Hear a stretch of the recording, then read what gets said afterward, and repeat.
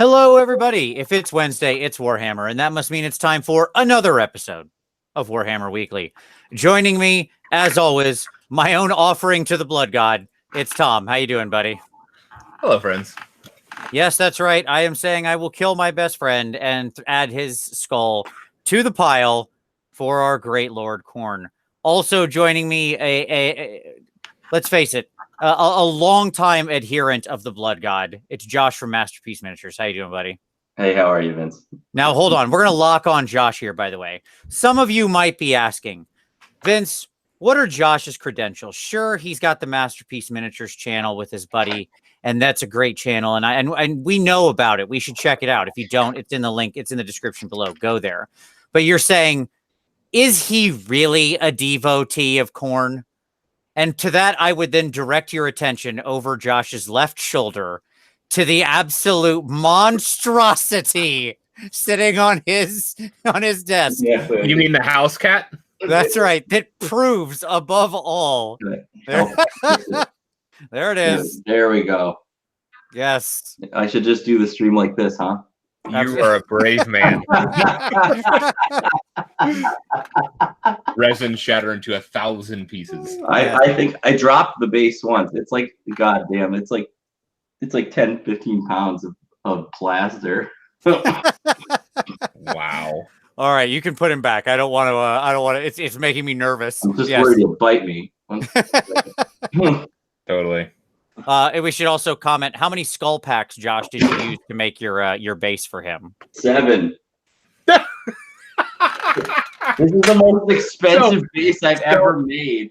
So that's to be clear, that is a $140 base, or no, $140 base. Yes. Yeah, and the plaster, and then I actually had to buy a custom base because GW. So that is this skull pack. You used 7 of these for the skulls for his base. Did you think about maybe like building it up a little and then covering the build up in skulls? Yes, I did. No, I actually did that. It's a plaster mound. I can send some pictures. I got nothing. I got nothing. But I got nothing. It's like a plaster mound, and I mixed a bunch of plaster. I just dumped it out into a cup. I was like, I figured any pile would be a pile, and then I just covered that in 7 packages of skulls. I got nothing. So there you go. Nonetheless, I think that certainly shows Josh's bona fides. But yes, Josh has been running Khorne for a long time. He and I have had several discussions about Khorne. And so the show came up that I said, you know what? It's been a while. I want to revisit Khorne, and I can think of no one I would want to have on more. So we're going to get into that later on as our feature segment. You might be asking, Vince, where's the Gitz? Folks, the book's not out yet. Okay. We don't have advanced copies here. So my book's ordered. It'll be Tom's is ordered. We'll get ours, and next week will be the Gitz show. So don't worry, it's coming. Well, not only that, like I have the limited edition Gitz book coming. You do. Wow. I do not. I went big. I mean, if they made like a limited edition Slanesh book, okay, like they should make 2 limited editions, like a more limited edition that's like gold leaf embossed. Just completely excessive. Like 6 of them, right? That's right. Yes. Slanesh's number 6. They make Correct. 6 of these gold embossed, and Vince would buy one of those. That's right. I would buy one of those. You're damn right. I would buy one of those. That's not really. I mean, I guess that doesn't really mean anything because I'm looking at the limited edition Ever Chosen Khorne Bloodbound. Yes, you've proven you make. Hold on. Stormcast 2017, Stormcast 2018, and limited edition Nighthaunt books on the shelf. So sure. I guess that's not really meaningful. It's a statement that you make bad decisions. Yeah, that's correct. All right. Yeah, I think I do. Sure. So with that, let's get into the news. All right, what do we got, Tom? We have a rumor engine. Would you like me to start with this useless rumor engine that means nothing? Okay. Flamethrower, go! Yeah, exactly. Here we go. I will show it for sake of completion. There it is. It's a flamethrower. I will say I like the design. It's the new KO flamethrower. It's maybe it's Skaven.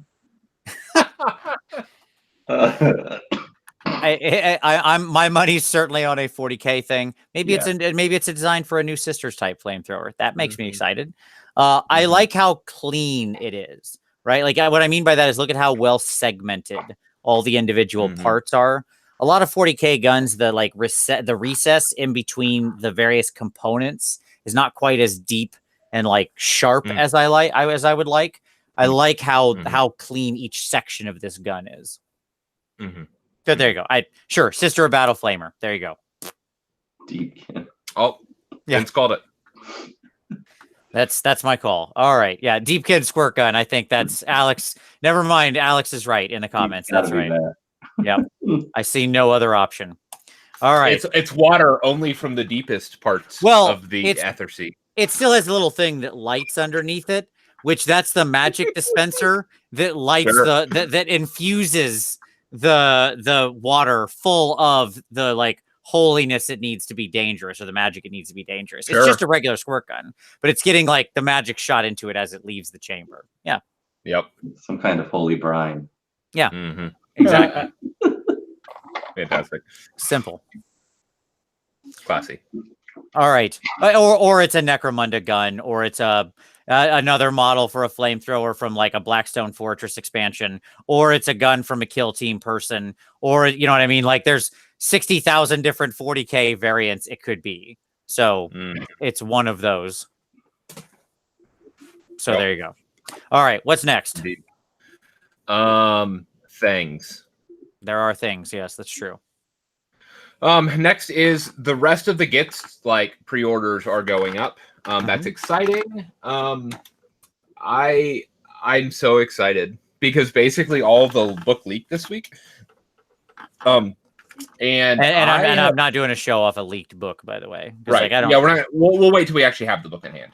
But I've been building lots of lists. Believe me, he has. Vince has been subjected to the new book syndrome. Like it's been brutal for him. It's a rough life I lead. Yes. If Tom like, how about this list? How about this list? I'm like looking, I'm like, what's the difference? I totally changed this one unit. It's a completely different list now. So a completely different list. And so the rest of the Gitz are dropping. We have new trolls, prices for that. Let me pull that up real quick. While you're pulling that up, I want to pause here and just say, we'll let Josh take his drink of water. Josh is recovering from an illness, so he'll mute himself every so often to cough. I apologize. But you know, that's just the way it is. And we didn't want to delay the show. So Josh, what do you feel about the Gitz overall? How you liking the Goblin release?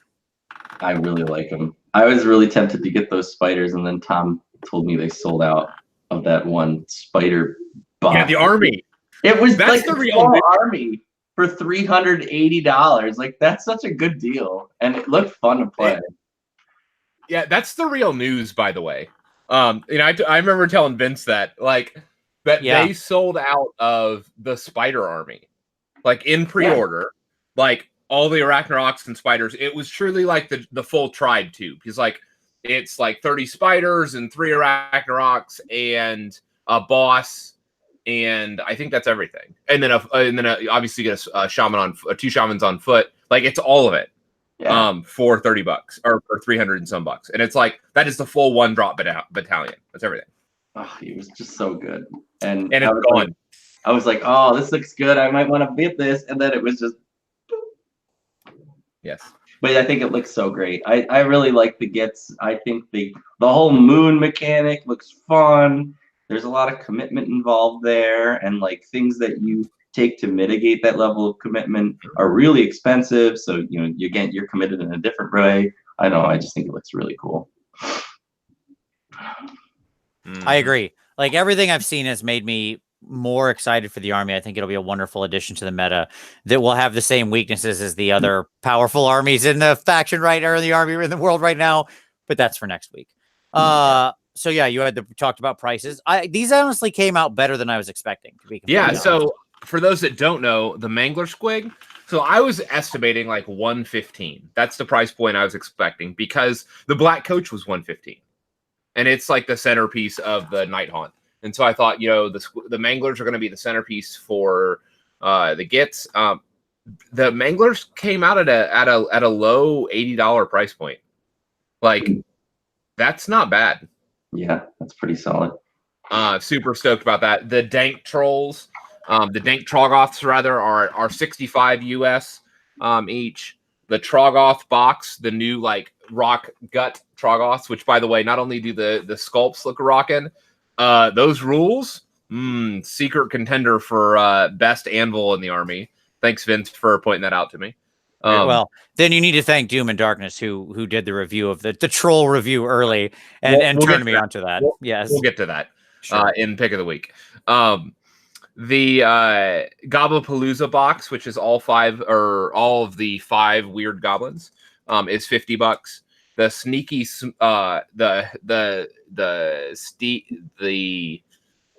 snufflers. There you go.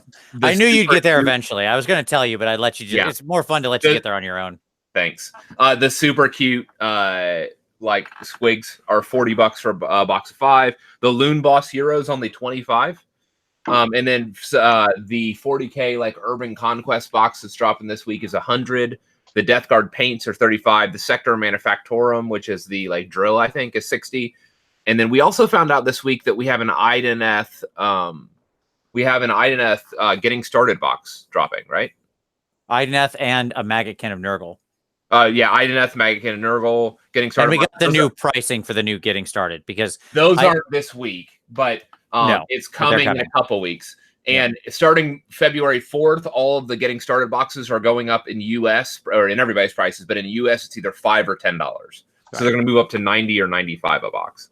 Notably, there's like 3 exceptions that are remaining at their same price, but yes, everything is either going to be like 90 or 95. So how amazing would it be if that getting started box had like an odd number of flies?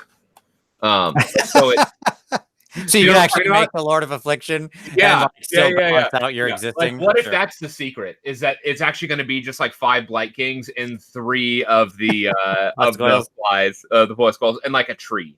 There's the build. There it is. We're trying to figure out what this box is of the Maggotkin of Nurgle. We figured maybe a Magath Lord, but we just weren't sure. I don't know. I think it'll be all Fat Boys. I think it's the Fat Boy box. My call is Fat Boy box, meaning Gut Rot, 5 Blighties, and 2 Puscoils. Yeah. Yep. I mean, that would make sense. Like, yep. Yeah. Somebody said the INFD box is just 18 eels. I don't think so. But that'd be a fun getting started box. Here you go. No, it's a bunch of reavers. It's obviously a bunch of reavers and Lotan and like a bunch of... It's like 3 Lotan. Yeah, it's 3 Lotans. They can't get rid of him. No, it'll probably be like a turtle, a Lotan, and 10 reavers or something. A turtle. No, it won't be a turtle. They're not putting a turtle in the getting started box. It's a little more expensive than that. It'll obviously be a shark. Yeah, there you go. It'll be a shark. It'll be some reavers, and it'll be Lotan. And 3 eels. They'll throw you a bone. And they'll do 3 eels, so hopefully you'll buy a whole bunch of getting started boxes. Mm-hmm. You are more ambitious about those eels than I am. I don't anticipate that those will be in the box, but maybe they will. Sure. Yeah, don't forget the sharks. Alex is right. Yeah, right. definitely. It will be the sharks. They gotta have everything there. Yeah. What else? One of my contacts let me know that there's a blackout date for GW for like the stores for like our big release is marked for February 17th. Mm-hmm. And so we don't know what that release is. It could be 40K, it could be AOS. But mid-February we have a pretty big drop coming. So we don't know what that is. But this last weekend we had the open day, the New Year open day. We had, obviously, like I'll start with I don't want to bury the lead. There's an awesome Chaos Sorcerer coming. He is. That's the best thing out of there. Are you kidding me? Have you seen that guy? That guy's ridiculous. That Chaos Sorcerer is hot. And I don't just mean because he's like got flaming stuff on him. First of all, he's instantly in fantasy. Like that dude's cutting off a few tubes away from fantasy. Okay. Like I am like absolutely. One. 2, amazing model. But yes, that is like obviously not AOS news, but that dude is super lit. I'm all about him. It's true. It's true. So he's coming, but more maybe importantly is the Carrion Empire box. Mm-hmm. The box. I think my quote to you, Tom, was if you would have given me 100 guesses of 30. What was going to be revealed at the open day, sure, 30 guesses, I wouldn't. We can go to 100. I wouldn't have guessed a Flesh Eater Courts against Clan Skyer Skaven box set. Did not see that coming. Coming in hot. Yeah. More importantly than that is the acknowledgement that there's more for these factions coming. So yes, the Carrion box is coming, but the significance here is it seems like there may be updated books coming for these two factions, which is exciting. That's the read. Well, all right. So, okay. Let's all plant a flag here. Josh, is there a new re-released book coming for Flesh Eater Courts, and is Skaven getting a Beast of Chaos treatment in, let's say, the first half of the year? Heck yeah. All right. Tom? Yeah. Not only yes. Okay. I think the books are going to drop with the box. Wow. So you're saying all at once? Yeah. Okay. Because what that would do is, like, let's say that's a February or March release, right? Okay. Sure. If that's the case, then what ends up happening is within a year, all of the death books are brought up to the new AOS functionally. Like, because Legions of Nagash, if you remember, had the new spine and the new graphics. Like, even though it dropped beforehand, it was written with AOS 2.0 in mind. Mm-hmm. And then you have Night Haunt, and then now you have Flesh Eater Coins. So all of Death is updated with that update within about a year total of the Legions of Nagash book dropping. And it would also, I think the next Skaven release we get is not going to be classic Skaven. What I mean by that is I think it'll be something, whether that be a reimagined Clan Eshin or a new clan or something like that. And the consequence of that being that I think we'll see a Legions of Nagash update book with not a lot of model updates. And then that'll be followed pretty swiftly by an actual, or like within the next 9 months or a year, by another Skaven book focusing on new models, like an entirely new line. Okay. Rather than them trying to update the Skaven as a whole faction. Sure. So they'll take the Legion's Night Haunt avenue as opposed to, they'll just follow that same pattern. Yeah. I think that we might see something like that for Skaven. All right. I am going to say that I agree. It definitely bodes that they're re-releasing the book for both these. I don't know that I'm going to be as bold as Tom, but I welcome, I couldn't care less about the new Flesh Eater Courts book, but that seems fine. Yay. And certainly I welcome a new all-in-one Skaven book. Although I'm not on that. That's a 2020 project. Like, I'll use it to play some friendly games at home, and won't that be nice? And I'll be very happy about it. But it's like, I'm not taking my Skaven to a tournament. Of all the armies I have, Skaven are just the most out of date. They're the biggest army. I have something like 12,000 points of Skaven. Wow. I mean, just like, it's not a thing I can just be all like painted badly. They're all painted like in varying ways, right? Like, that's the problem. They're painted in not Vince current quality paint. That's correct. So, yeah. I mean, let's contextualize this. Like, bad Vince painting is still often really good, but it's not going to win him any painting competitions. In fact, it's what lost us the painting competition. It lost us the painting competition at Havoc was his Skaven. Our first Havoc that we did was how his Skaven were painted. Yes, the Skaven you made me bring. That's correct. Yeah, that's right. So, okay. I agree. So, no, that's cool. All right, yeah, Carrion Empire. Mostly Skyer stuff. It's cool. I'm not buying that box. Like, I'm not... I guess I would buy it if somebody was like, that I knew was like, I'm really into Flesh Eaters and I will just take that half of the box off. Then sure, that's fine.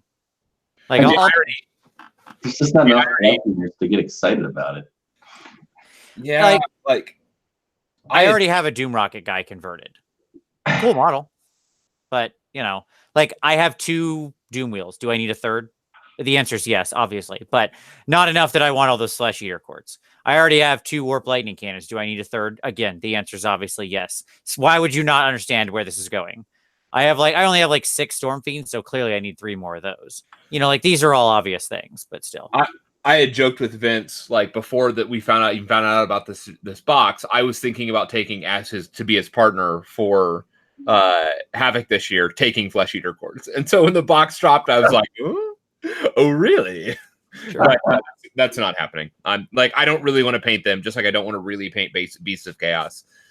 So Vince is going to get an all squig army. That's going to happen. That's certainly a lot more exciting. Isn't it though? Doesn't that sound more fun to play with, Josh? So cool. Like, I don't know, just the molds on the flesh hounds, for example, that came out. They were just so dynamic, so cool, and the squigs look the same way. They just look like a blast to paint. Yep, I totally agreed. I mean, so much so that they put out a special little like explanation infographic, right, about how cool the squigs are and the way you can assemble their bodies and their faces and everything and put all the different squigs together. The Hammerhall Herald had a little article today about the anatomy of a squig, and it was just like a picture of a squig with like A, B, C, pointing at it. And it was like A, mouth, B, legs, C, the rest of the squig. That was the anatomy. Doing some high level science there, Hammerhall. So, folks, as always, the Hammerhall Herald delivering nothing but the most quality information. So regardless, I had to laugh about that box because, like, who would have seen a Flesh Eater Court box coming? Not I. But this does lend itself to the rumor that we had that we have coming an update to a lot of the first edition books. Right. Yep. But with that, I do not anticipate a number of significant releases. That said, I did see a recent playtester starting somebody that's like a known playtester in the known kind of feedback circle, starting a brand new Fire Slayer army. So I saw that and was like, yes. I think you put too much emphasis on that, but sure. I think people just sometimes play armies because they want to play armies, and that's fine. I don't think so. Okay. All right. What other news do we have, Tom? We have an event coming up. There's an AOS tourney in Richmond, British Columbia in Canada. Yeah. April 20th and 21st. Jen, friend of the show, one of the Warhammer heroes, one of your Warhammer heroes, came and contacted us and let us know that this event's coming. They've already gotten 16 registered for the event and wanted us to spruik it. So yeah. So I think this is Andy Selwood, his buddy, running this. So Andy runs a group out of Vancouver up there, so that's not too far away from Vancouver. And I'll post all the link to the site where you can go check it out. We don't hear about many tournaments up in the Northwest very often. So when he reached out to me, I thought, this is awesome. That's great. I know nothing about the Northwest scene. Nothing. Like, I have no idea what that looks like up there. But apparently they've got a real healthy scene up in Vancouver. So there you go. Check it out. Around April 20th, 21st. I think that's actually Easter weekend. So if you're going to be around and not too committed to family Easter weekend and you're up in the Northwest, up in the Washington area, it seems like a nice trip. Make a good weekend out of it. So there you go. All right. Like I said, I will post a link to that in the description. I think that's all our news. It's a little more quiet this week, but that's just because we have the comparison of the insane Goblin everything release to compare it against. So anything seems amazing. Quiet. I'm so excited. All right. So, by the way, somebody had mentioned, it's Vancouver. Is it the BioWare folks playing? I do know that there's actually quite a fandom up there amongst that group. So maybe so. Hello, if you're watching. But at any rate, let's turn to some pick of the week. Josh, what would you like to share with everybody? Pick of the week? Yes. What podcast, blog, video, what have you been listening to, watching? What do you want to share? And you can share one of your own things if you want to. That's in terms of Warhammer? Yeah, man. Or just anything. In terms of Warhammer. Oh, I've shared anything before. I mean, I've been watching your videos, Vince. I don't want to be but that's been my most recent kick, just because I've been trying to figure out logistics behind painting this gigantic model, and you've got a lot of good videos to help me out with that. Vince would probably say don't. That's probably where he would start. I saw his video where he criticized it. I had to console my dragon. That's why I've got tissues beside it. Yeah, don't worry. More of that's coming in this show, so that's fine. But no, that's fine. In which case, then I'll trade you, and I'll say I mentioned before. Josh and his buddy Brian run Masterpiece Miniatures, and it's a great channel. Have a lot of varying content, both hobby, battle stuff, just all sorts of things. So I will link that down below, and you should check that out. So we will tete-a-tete that. So that will be linked down below. Go check them out. All right, Tom, what's your share, as though I don't already know? Doom and Darkness released a video this week that I thoroughly enjoyed. I started it like a couple days ago on my drive home and finished it today finally. And it's a delightful video where he looks at all the new Troggoths in the Gloomspite Gitz book and looks at their damage output with comparable models of similar base sizes, just to show like how well they're pointed and what their point kind of. Not even just base sizes, like similar roll / size / effectiveness, like similar melee profiles. You know, it's sort of it's the best like to like you can make, right? Right. For what these things are.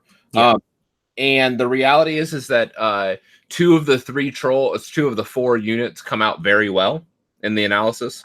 2 of them don't come out so well. I'm excited. That combined with some discussions I've had with Vince have pretty much confirmed that I'm going to buy at least 1 unit of these things, of these trolls. So kind of excited about that. Nice. For my pick, I already mentioned Masterpiece. I will link that. Since this was mentioned in the comments, it was actually going to be my second pick. And so because I already had this teed up. The Facehammer review. If you absolutely can't wait another week to get all your Gloomspite Gitz information, Facehammer has like a 2.5-3 hour show, something like that, really long, where they go through the tome, talk about some stuff and their opinions. A 2.5 to 3 hour show long, because we do that weekly. I'm just saying on this stupid show, it happens, but it's by podcast standards, it's often long. Like many podcasts, like 20 minutes, right? But I guess most YouTube content's like 5 minutes. So who the hell knows? We don't know. None of us in this community know what we're doing. We all just get on and ramble for way too long. That's it. From now on, 10-minute shows. All right, we're cutting it down. Oh man, my wife will be so excited. No, that's never going to happen, and you know it. This will only grow longer and longer until eventually we're just doing 8-hour shows, Tom. That's the inevitable conclusion here. As long as there's a paycheck associated with it. So there never will be. Okay. Very aware. So check that out. It's a good review. I don't agree with all of their opinions, and I do agree with some of them. So there you go. As usual, you'll see how we rate stuff next week. Okay. So let's turn to some hobby time.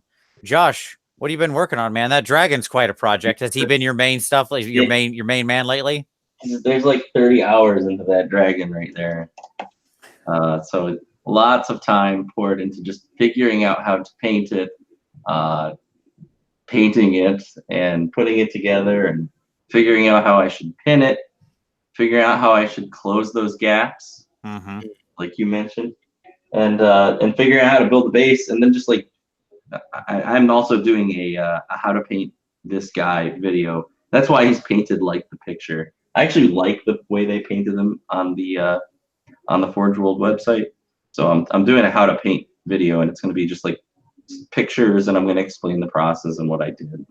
Hopefully other people see that, and I don't know, either paint the same colors or get some good ideas to how to use it to go there. Right? Yeah, exactly. Yeah. So. Yeah, he's a little big to like try to actually record the process on camera. I don't know how you would actually record painting him on camera. That's just we need some kind of like ridiculous wide angle lens. You gotta shoot him with a fisheye lens when you're recording that video. My fiance banned me to the bathroom because the airbrushing was I'm in an apartment, so it's smaller, and I was airbrushing so much with this dragon. Like, You're talking 8-hour sessions of just like airbrushing, and the house stunk so bad. And she's like, "You have to do this in the bathroom." So I got banished to the bathroom, and I just had to turn on like the vent, and I just kept going. You're in the bathroom with your compressor plugged in, just working. That's awesome. That's amazing. Yeah. That is, Khorne appreciates this level of dedication, I'm sure. That's fantastic. All right. Tom, what are you working on, man?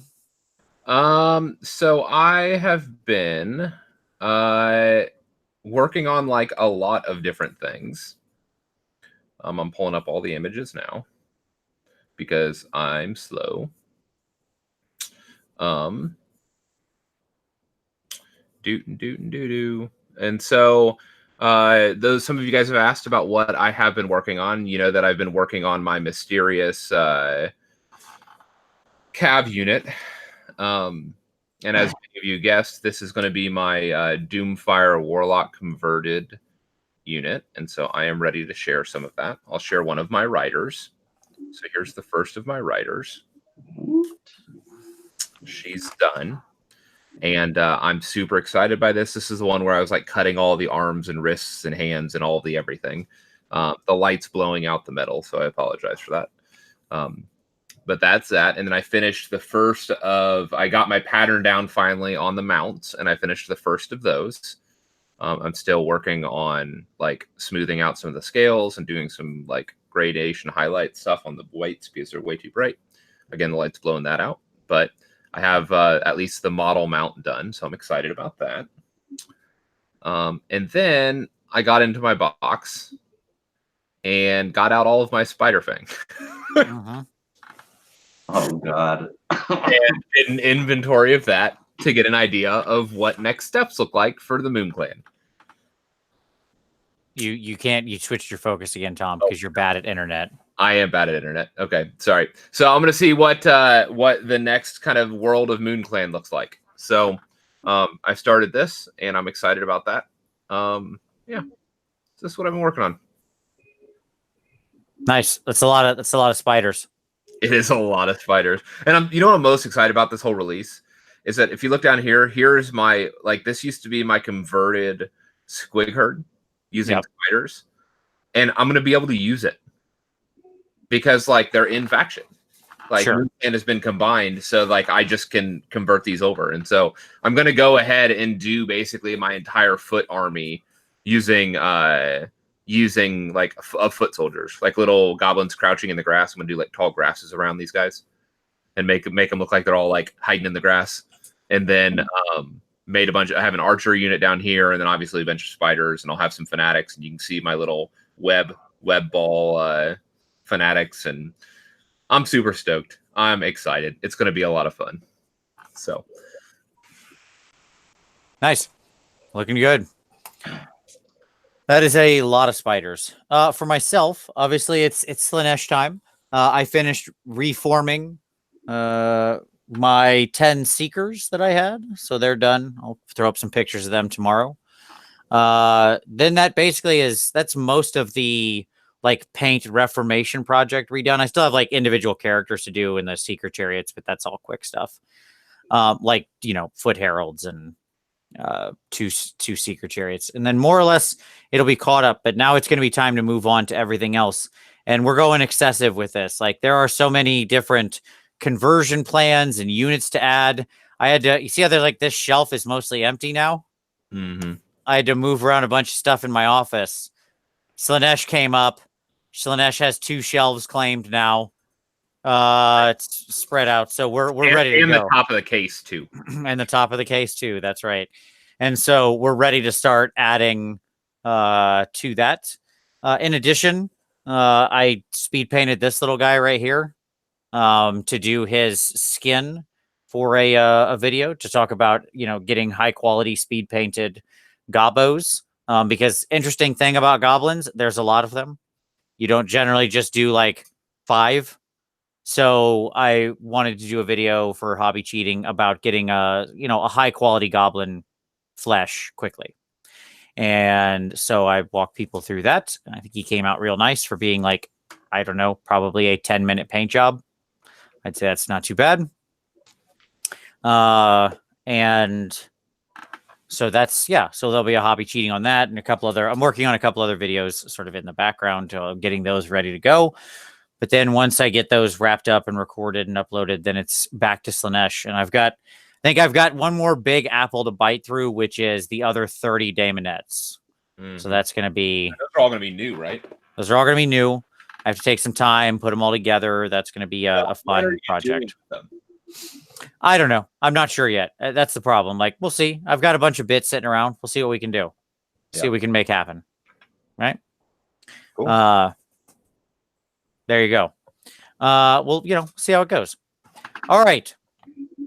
So with that, gentlemen, I think it's time to offer some blood to the blood god, to sacrifice some skulls to the throne of Khorne. It's time to revisit Khorne. All right. So now I realize it's ironic that I just spent a lot of time praising Slaanesh, and we're going to move to Slaanesh's enemy, Khorne, but they sit in the same case too. I would point out that these two are Slaanesh, but Khorne is like the bottom shelf. Yeah, that's why they pushed off that middle shelf. Right, exactly. This is the DMZ now, right here. Yeah, for now. Yeah. It's okay. I only have shelves of Khorne, so not like a whole curio cabinet of Khorne.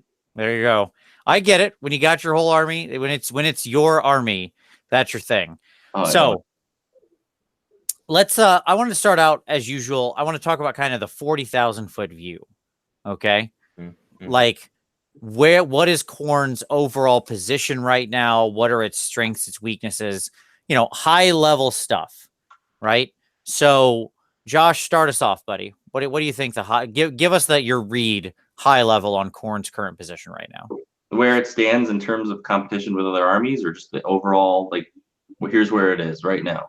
Yes. I'd say Khorne is, in terms of tiers, if you're talking competition, I'm going to say it's not a tier 1 army. It's definitely a tier 2 army. It can definitely steal games from the top lists, and it can win tournaments. We've seen it done in the past couple of months. But it's not going to be a consistent winner, even though for some reason it has been winning. I don't know how. Let's keep our fingers crossed. It's Khorne. He's blessing us.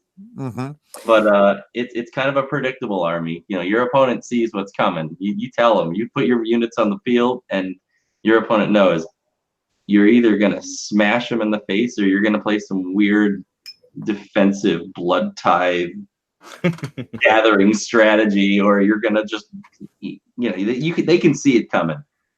It's not, the units aren't the most efficient units in the game in terms of not even close combat. It's really bizarre. They're supposed to be the melee experts, but in the grand scheme of things, they're actually not. They have no real serious deep strikes shenanigans aside from summoning.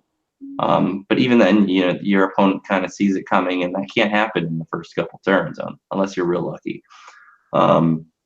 And it's not a very defensive army. There's not a lot of ways to turtle in Khorne unless you fully commit. And even if you do that, it's pretty dangerous. So Khorne it's almost like when you take a list of Khorne to an event, it's typically you're taking a one-trick list, and it's got to work real well in one way. So that way, no matter what, it works so well that you can, in most cases, beat the crap out of whoever you play. Yeah, it's almost interesting. I agree with that. I think, overall Khorne relies on a lot of synergy. I think their strength in the meta right now is the same strength that a lot of other armies are benefiting from. So they benefit from the same meta status that Daughters does, in that there's not a lot of decent rend targeted shooting that removes 5 wound heroes, right? It's not present because spells exist and can sometimes snipe heroes, but for the most part, oftentimes you'll end games with your 5 wound heroes still being alive, right? There's just not an overwhelming amount of targeted good rend shooting in there. And so Khorne's weedy synergy heroes that run around, whether it be a Slaughter Priest or a Blood Secrator or a Blood Stoker or a whatever, insert your thing here, right? Aspiring Deathbringer. It's Exalted Deathbringer is the argument. We'll get there, Tom. Don't get ahead of us. Expiring. Expiring Deathbringer. Expiring Deathbringer, I think, is worse than Exalted Deathbringer now. We'll have the Deathbringer argument. Don't worry, it's coming. But the those heroes can tend to survive. Like if you go and throw them into melee, they're gonna die, right? But like if you hold them behind your units or play somewhat cagey with them, you can oftentimes just have them survive the battle because there's nothing that can attack them, right? Like unless your opponent has powerful spells and makes it a priority, lots of armies just don't really have shooting that's that effective right now, right? Daughters doesn't put out shooting. They don't. But you've got a lot of armies right now, like you've got the Star Drake list that's like a lot of like mass mortal wounds. You've got the Nurgle, which is mass mortal wounds. And you've got a lot of debuffing lists right now, and Khorne is very weak to both of those things. I agree with that. Yeah, it's interesting because I've seen a lot less of the sort of Nurgle mortal wound splash, like poop splash, than I would have expected, because it is. I agree with you. I think it's strong. I think it is strong against Khorne. I think it's strong against Undead. I think it's strong against Daughters. I think it's pretty decent against Ideneth because they have such a low model count, and like splashing mortal wounds around is generally pretty effective against them. I think it's strong against a lot of things in the meta in general, and yet I don't see it near as much as I would otherwise expect. Against Daughters. That's I thought I said that, but yes. So matters. Yeah, I mean, but yes, I think that like you're right. Those things exist. They're out there, but it's not as common as one might expect, right? You could run into it, but it's not like if you go to a tournament, you're like, oh, I'm definitely going to fight a mortal wound splash army, right? No, like you're not gonna definitely fight against mortal wound splash army, but you're gonna fight against something that's either like a debuffing army or like some kind of mortal wound splash army, like one or the other. I mean, there's always at least one of those in your lineup. There is tons of mortal wound not mortal wound. There's tons of debuffing armies. That like neg 1 to hit is ubiquitous in the meta right now. Like everywhere. And one of the things that Khorne likes to do, and actually I didn't mention this, we were talking about the overview, is that most Khorne armies like to alpha strike you with either a bunch of like bloodthirsters or one unit at a time.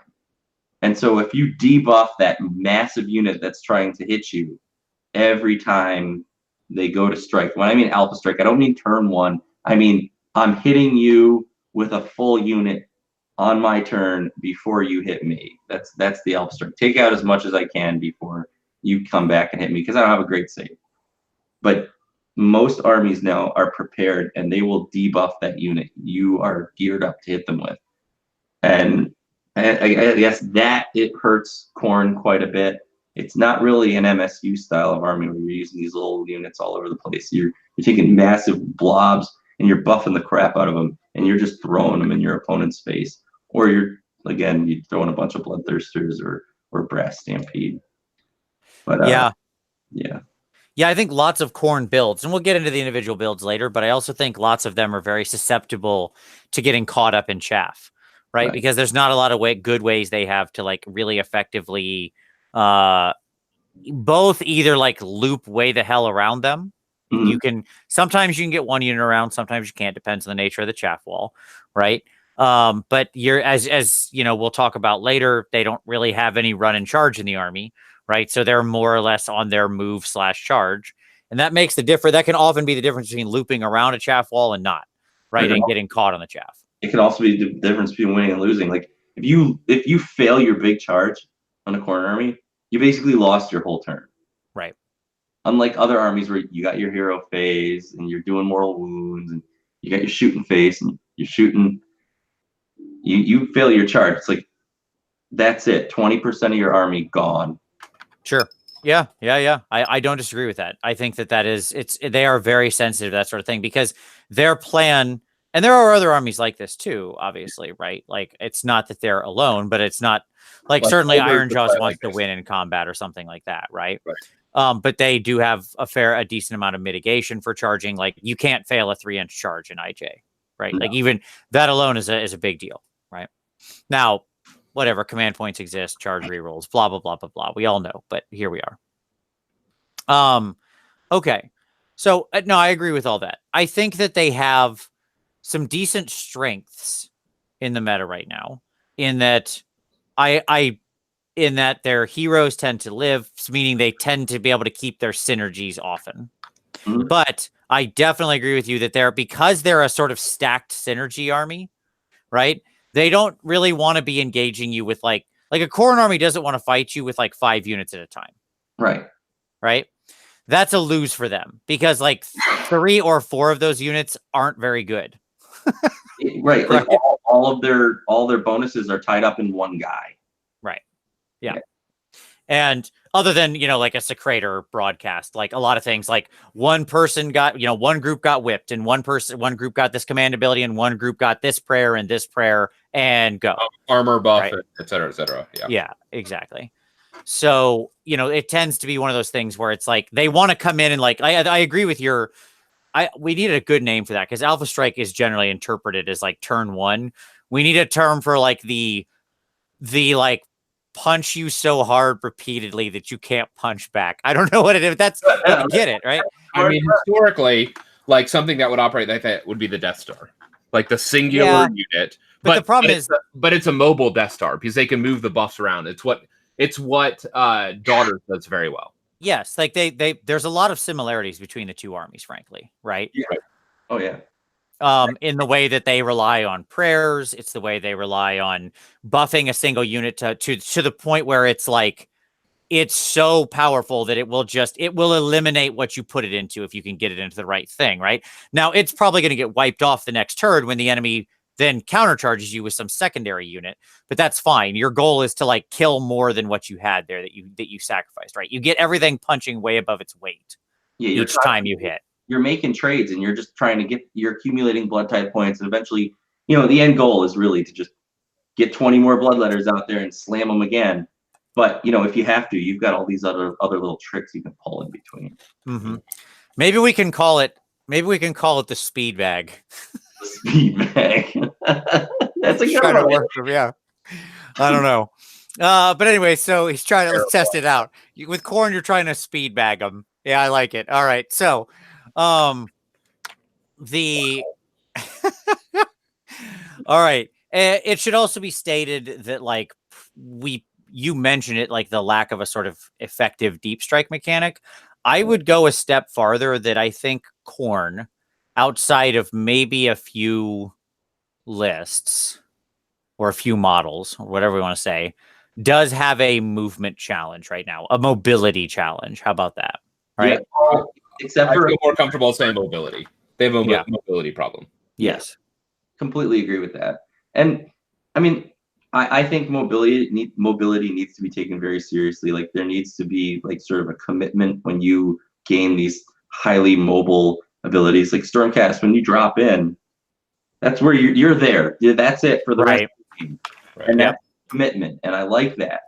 So you can't just constantly give mobility to all the Khorne units, but and we'll talk more about my ideas about how they should adjust Khorne later. But yeah, it's definitely a mobility problem. I agree. Yeah, well, you're stuck there unless you're playing the Tempest Lord's command point engine list where you can run like 30 inches across the table. So, but other than that, yes. Nobody plays that, Vince. I'm going to play it, darn it. All I got to get is some of those fancy new Sacrosanct people. That's not going to happen. Never mind. I'll just play Slanesh where we're already fast all the time. Okay. So, why use tricks to be fast when you can just be fast? Okay. So cool. No, I think that's a good sort of wrap up of Khorne's overall position. Would you like if we put them in terms of 5 games, right? Of how many you're expected to win with a solid list, all else being equal. You are expected to win at least 3. Yeah, I think they're probably a 4 in my mind on their good lists. Yeah, on their good list, you probably will win 4, but you're going to go to a tournament and you can pretty much you got 3 in the bag, but those 2 other ones you have to fight for. Right. Yep. Sure. Yep. And assuming they 50-50 break, you end up at 4. Yep. I agree. That sounds right. Okay, cool. So now let's get into a fun session. We haven't done this for a while, or not exactly this. Our age-old segment, overrated, underrated. Okay, so we're gonna start with War Scrolls. This is the controversial section. Like, of all the things we do that draws hate, by the way, this is the guaranteed thumbs down. Like, people hate this when we do this, but I don't care. It's fun because I'm going to pick something and say it's overrated, and people are going to be like, no, I love this thing. You're so wrong. Now you're my immortal enemy and you must die. Or you'll say something's underrated and they'll be like, everybody knows that thing is super good. So I do love the reactions to this one, but that's okay. Here we go. So my first pick for this, and your first pick for overrated, underrated. We're gonna get slammed. I know it. I think Blood Secretor is overrated. Whoa, coming out strong with the Blood Secretor overrated call. We're going right for the heart. Knife to the heart. Blood Secretor is overrated. Stop whining about him. He's not that good. Every unit in this army is priced, so you practically have to bring him. So if you think about him like that, he's really just a big linchpin that I have to spend 140 points on just so my stuff's just as good as yours. Okay. You're saying he's like a built-in tax spread kind of around the army, that once he's out there, he puts your units on like an even plane. Par. Yeah. Yeah. That's what I think. Okay. I think you're out of your damn mind. I mean, I feel so bad for your 140 point model when, let me tell you about my 160 point chemist, who I get to do that same effect of +1 attack on one troop. You can't compare anything to Caradron Overlords. They just are, they got hosed. I have to agree with that. Like, that's a straw man argument if there ever was one. Okay, like and I'm sorry, Battle Shock immunity in a huge bubble, not wholly within, so not updated to the current rules, and that normally costs for like Battle Shock immunity in one phase. It's one command point. Right. So the amount of free command points is just being crapped across the board with the Blood Secretor at 140 points. Sorry, I'm not going to say he's overrated. I can't do it. I think that his biggest benefits are the other two abilities. The +1 attack is probably what brings the rest of the army up to par with everybody else. Also, like, our units have terrible bravery, but again, it doesn't matter if you're ignoring it, right? Until that guy dies and then the army runs away. Once you kill Blood Secretor, the whole army just falls apart. Like, I don't know if you've ever played against Khorne and managed to kill a Blood Secretor early. It's like, good game. You might as well shake the guy's hand and give him a beer. I mean, I have on KO. Yeah. Well, if you kill him in KO, you're probably evening the playing field. It's probably an equal game at that point. Maybe. I mean, KO. All right. I feel bad for KO. No, I like that. I like that we're starting with such a bold call. Yeah, I don't know that he's. Here's what I'll say. My feeling on the Blood Secretor is this. I don't think he needs to change points. No. Like, I know there has been some people who've talked about how they think he should cost more. I don't agree with that. I don't know if I think I find him to be rated. That is to say, like, I think he is where he should be. Like, I rate him 100%. as, he is the correct amount of points for a linchpin in an army that's relatively vulnerable and needs a battalion to be like hyper useful, right? Because I mean, like, when most people think of him, they think of him in Gore Pilgrims, right? But there is quite a difference of the way he performs outside of a quite expensive battalion, right? And so to me, I do agree that, like, Khorne units, if you run the numbers and like look at what they produce model to model, I mean, the reality is you're not wrong. They are slightly overpriced, right? And this guy does bring them back up to par. So I think having the concept that his extra cost is kind of hidden in the rest of the army, I think is fair. Like, and I think the proof of that is this: if there's any challenge, it's just that, like, this is maybe a discussion for later, but like, if there's any, if he was going to be fixed, then we almost have to go back to foundational principles. And like, do we just redesign a lot more things? Right. So, okay, that's fair. So Tom, just to reiterate, though, I don't think he's over or under costed, or I don't think that he should stack or anything. I just think that people complain about him a little too much. And that's my thoughts on Overrated. That's fair. He's a really nice toy that people get jealous that they don't have a similar toy. Basically. This is the thing, right? Like, you can do a fun thing. I can't do that fun thing. I do different fun things, but I want your fun thing. I'm angry about your fun thing. It's a grass is always greener thing, right? Exactly. Yeah. I do want their fun thing. I'm sure you do. Then play them is my answer. Like, I don't want everybody to have all the things. I want some armies to have their things. It's more interesting that way. All right, Tom, have you got an overrated scroll? Yeah. Scarbrand. You think Scarbrand is overrated, huh? I don't know that he's rated at all, but okay. I don't think I like him at all. I hear a lot of people talk about how deadly Scarbrand is. Like, okay, that's fair. He does. A lot of people. He gets talked about as being very scary. Yes. I have never been afraid of him when he is across the table from me. Because he's an 8-inch walker who doesn't go anywhere real fast? Right. He's not a flyer. Like, if he were a flyer, we would be in a different world. But he's not. Scary since Sael. Yeah, you're right. That's it. Yeah. No, I agree with that. And so I, like, as much as people talk about how scary Scarbrand is, and again, this may be more for people outside of Khorne, like talking about Khorne. Sure. Well, it's, if they've ever got hit by that axe, right? And you just like whammo, bammo, he just slices one of your dudes in half, you know, and slays them outright. You're suddenly like, it changes your perception, especially if that happened the first time you ever fought him, right? If he walked up and just like took one of your big pieces off with that, with Carnage, you probably have a colored perception of that model from that point on, right? Right. Yeah, I will say, as Brian noted in the comments, he loves that the Mangler squigs fly, but Scarbrand doesn't.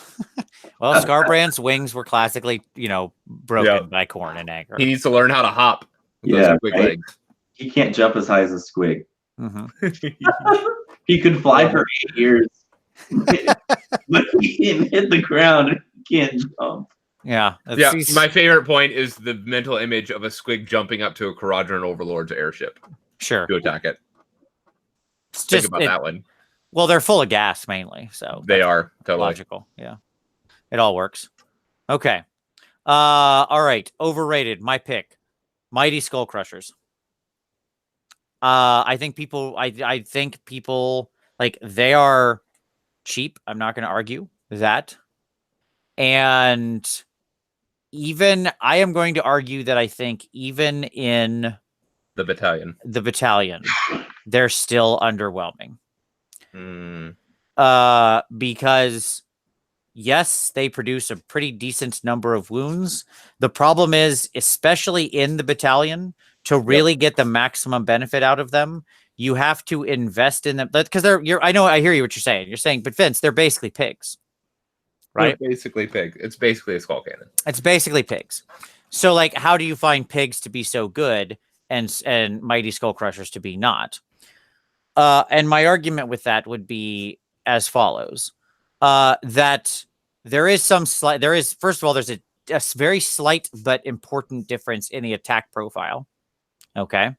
In that pigs are more offensive if taken in the raw, with a higher number of attacks and a higher number of attacks with rend.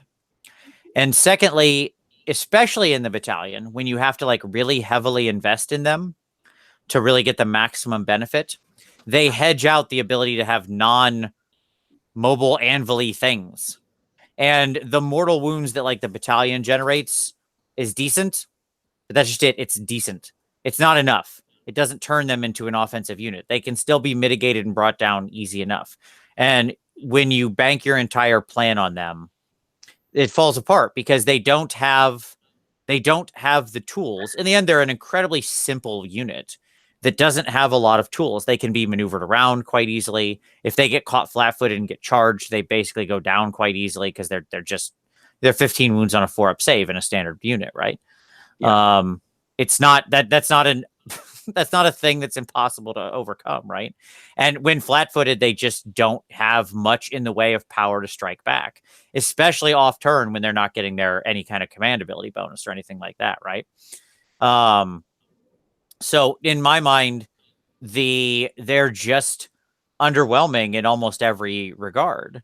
Now, that being said, I don't think they're bad. Okay. This isn't things we think are bad. This is things we think people say are too good. I think they're average. And I think the right way to use them is to eschew any kind of real concern of the battalion. And I think maybe if you have a unit or two of them, just to basically act as like super heavy chaff and to be standing in the way of things. And that's more or less it. And you kind of shoot them out there. But the reality is without the, when you look at pigs, the other thing that makes pigs good mobile anvils is like putting them in Iron Fist, getting an extra D6 inches of move out of them, getting +1 to charge, right? Being more damaging. Like I can get them where I need them to be. If I Iron Jaws movement the pigs, they go an extra 9 inches. Like it's not unreasonable for my pigs to move 21 inches and then charge something. All right, I have something to say about this, but I have to cough, so I'm going to be right back. Okay, you mute yourself and cough.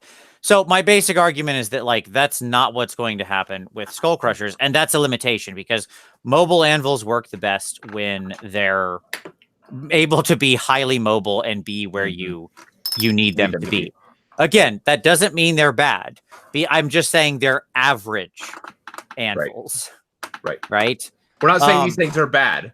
We're saying these things, people talk too highly of these things. Right. Exactly. So, they I will agree with that. Somebody in the comments who Jerome said that anything on a Juggernaut is a good looking model. I do agree with that. I love the Juggernaut aesthetic. Like as models, these guys look super cool. Yep. I do love I've always loved Juggernauts, even back to the old days when they were like weird, goofy box monsters. I thought they were just because they're so weird, right? Like they just have such a weird aesthetic, and it's so very different. Inorganic. Yes. That's a great way to put it. So like I do very much dig that. All right. Okay. So still the same topic. Still the same topic. I was talking about how much I love the Skull Crusher aesthetic. Like this again, I rate these as average, but I do truly love the models. I think they're wonderful models. So I don't think that I think in the Khorne community, I think they're good. I don't know if I would call them overrated. I think they're priced just right. And I've watched people go 4-1 in tournaments, 5 decent 5-round tournaments with armies of Skull Crushers.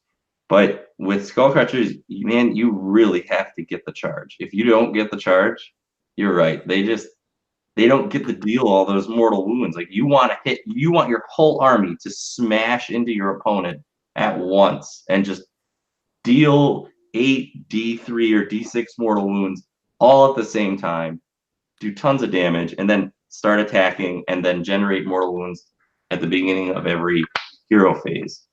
If you don't do that, then yeah, I can definitely see what you're saying. Like they're pretty weak.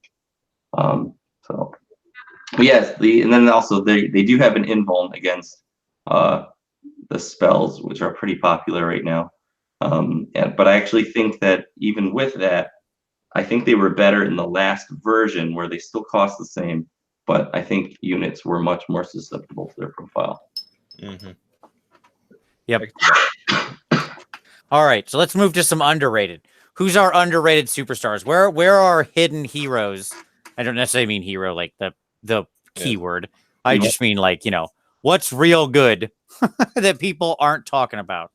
I can start this one off. Knock it off. Give us number one. My favorite, he's always a winner for me. Whippy Guy. See, I think people rate the Bloodstoker. I really do. I think he's fantastic. I mean, if people don't think he's good, I think you're wrong. Whippy Guy's amazing. I see people like taking lists without Whippy Guy. He's 80 points. He gives you +3 to run and charge and reroll wound rolls of 1, and he can whip himself. He's a freaking masochist. He's just so awesome. He does all the things. And they don't even take any damage. And it's a 12-inch whip. Yep. He's just phenomenal. I've seen him. He also has a good attack profile. Like with Bloodsecrator down, he's got 8 attacks, and they're all like 3s, 4 3s and 3s with no rend, and then 3s and 4s without rend. But like that's a lot of damage for an 80-point model and a sweet buff. I completely agree. And the reason I rate him so highly is almost completely found in like that buff is quality, but the fact that he can whip a unit up to 12 inches away, right? His effective reach, he can stay buried so far behind your lines and still pass that buff out. And like that is a huge, huge bonus to your charge. Boy, so it takes him a bit to catch up. Sure. He is like the only out of shape guy in Khorne. Like this one dude. Do you know why that is? Because his witch has 12-inch reach. He doesn't need to run anywhere. He doesn't need to go anywhere. Yeah, it's a good point. A 6-inch move. He's nuts. Yeah, he is like the only he can move guy when he needs to. Yeah, those legs can work. Sure. But I see him like even better. Like I see him in like the Beastman Khorne list where they can run and charge. That's a bonus of 6 inches to their movement. That's crazy. Not to mention the fact that if there's also like a Bray Shaman sitting around, right, where they started already up 3. I mean, it's just it goes into like lunatic town where they're just like you have Bestigor running across the table. Yes. You are getting there. And you have a 3/6 if you got your command point. You're just like, I'm gonna move my movement +9, and then I'm gonna get a bonus of +3 to the charge and whatever else. Yep. On top of that. You're making me want to run huge Bestigor blocks. Just all of the Bestigors. It's tenors again. It's tenors, but but if you have that much movement, you can wrap around any unit. Yeah, but at any rate, we'll talk a little about beasts later because the brass stampede I think is a part of this discussion. We talked about some of this last week too, or 2 weeks ago, or whenever the heck we discussed beasts. But yeah, no, I agree. I think Whippy Guy's a superstar. Like my regular Khorne opponent has never brought a list without Whippy Guy. And it's funny too, because you have to keep him in mind when you're like setting up what is chaff and what's defense and what's too far away for Khorne to reach. Right. Like, because it'll just call you out if you don't think about the fact that suddenly like hitting a 10-inch charge is pretty easy. Right. It will just change the dynamic. Where like you're kind of measuring, you're thinking about the move of the unit, you kind of have your stuff sitting where you think is a safe space, and then from downtown, 12 inches away, snap goes the whip, and then these dudes just shoot out from across the side. Yeah, it's Whippy Guy's amazing. I totally agree, and again, I don't think he's overcosted. I would never want to see his price go up. Again, for 80 points, he's right where he should be. He's got an effective buff. I love that he works on anything in Khorne. You know, he can whip Khorne units, which is cool. And I dig him all the way. So, Yep. All right. Good. Hot pick. I like that pick. I behind you 100%. Whippy Guy, I rate him highly. Tom, who's your underrated? I'm going to go somewhere that probably a lot of people aren't going to agree with. All right. I'm ready. I think... I'm still a really big fan of Khorgoraths. Okay. All right. This is defensible, I think. So you want to sell us on Khorgoraths? Now, obviously, for those who haven't looked in a long time, their profile did change some a while back, but it happened. So, like, what do you like about Khorgoraths? So right now in the current world, they are priced at 90 points. Yeah, that's right. This is a 90-point monster who has 8 wounds. Okay. Who has like 3 ghetto short range attacks at 3s and 4s. But like it's ranged attacks I want to point out it is truly ranged attacks in a Khorne army. Okay. And he's swinging around 5 melee attacks on 3s and 3s, neg 1 rend 2 damage. Yeah. If models are slain by him, then you heal a wound in the unit. And if you inflict enemy like damage, you're going to bravery debuff all enemies within 12 inches. So I love this guy. And you can take them in units. You can take them in units. I don't like taking them in units. I like taking them MSU and just like doing mass debuff of bravery. Like you're talking. You can do that. Yeah. Because there's a 12-inch bubble around them. Yep.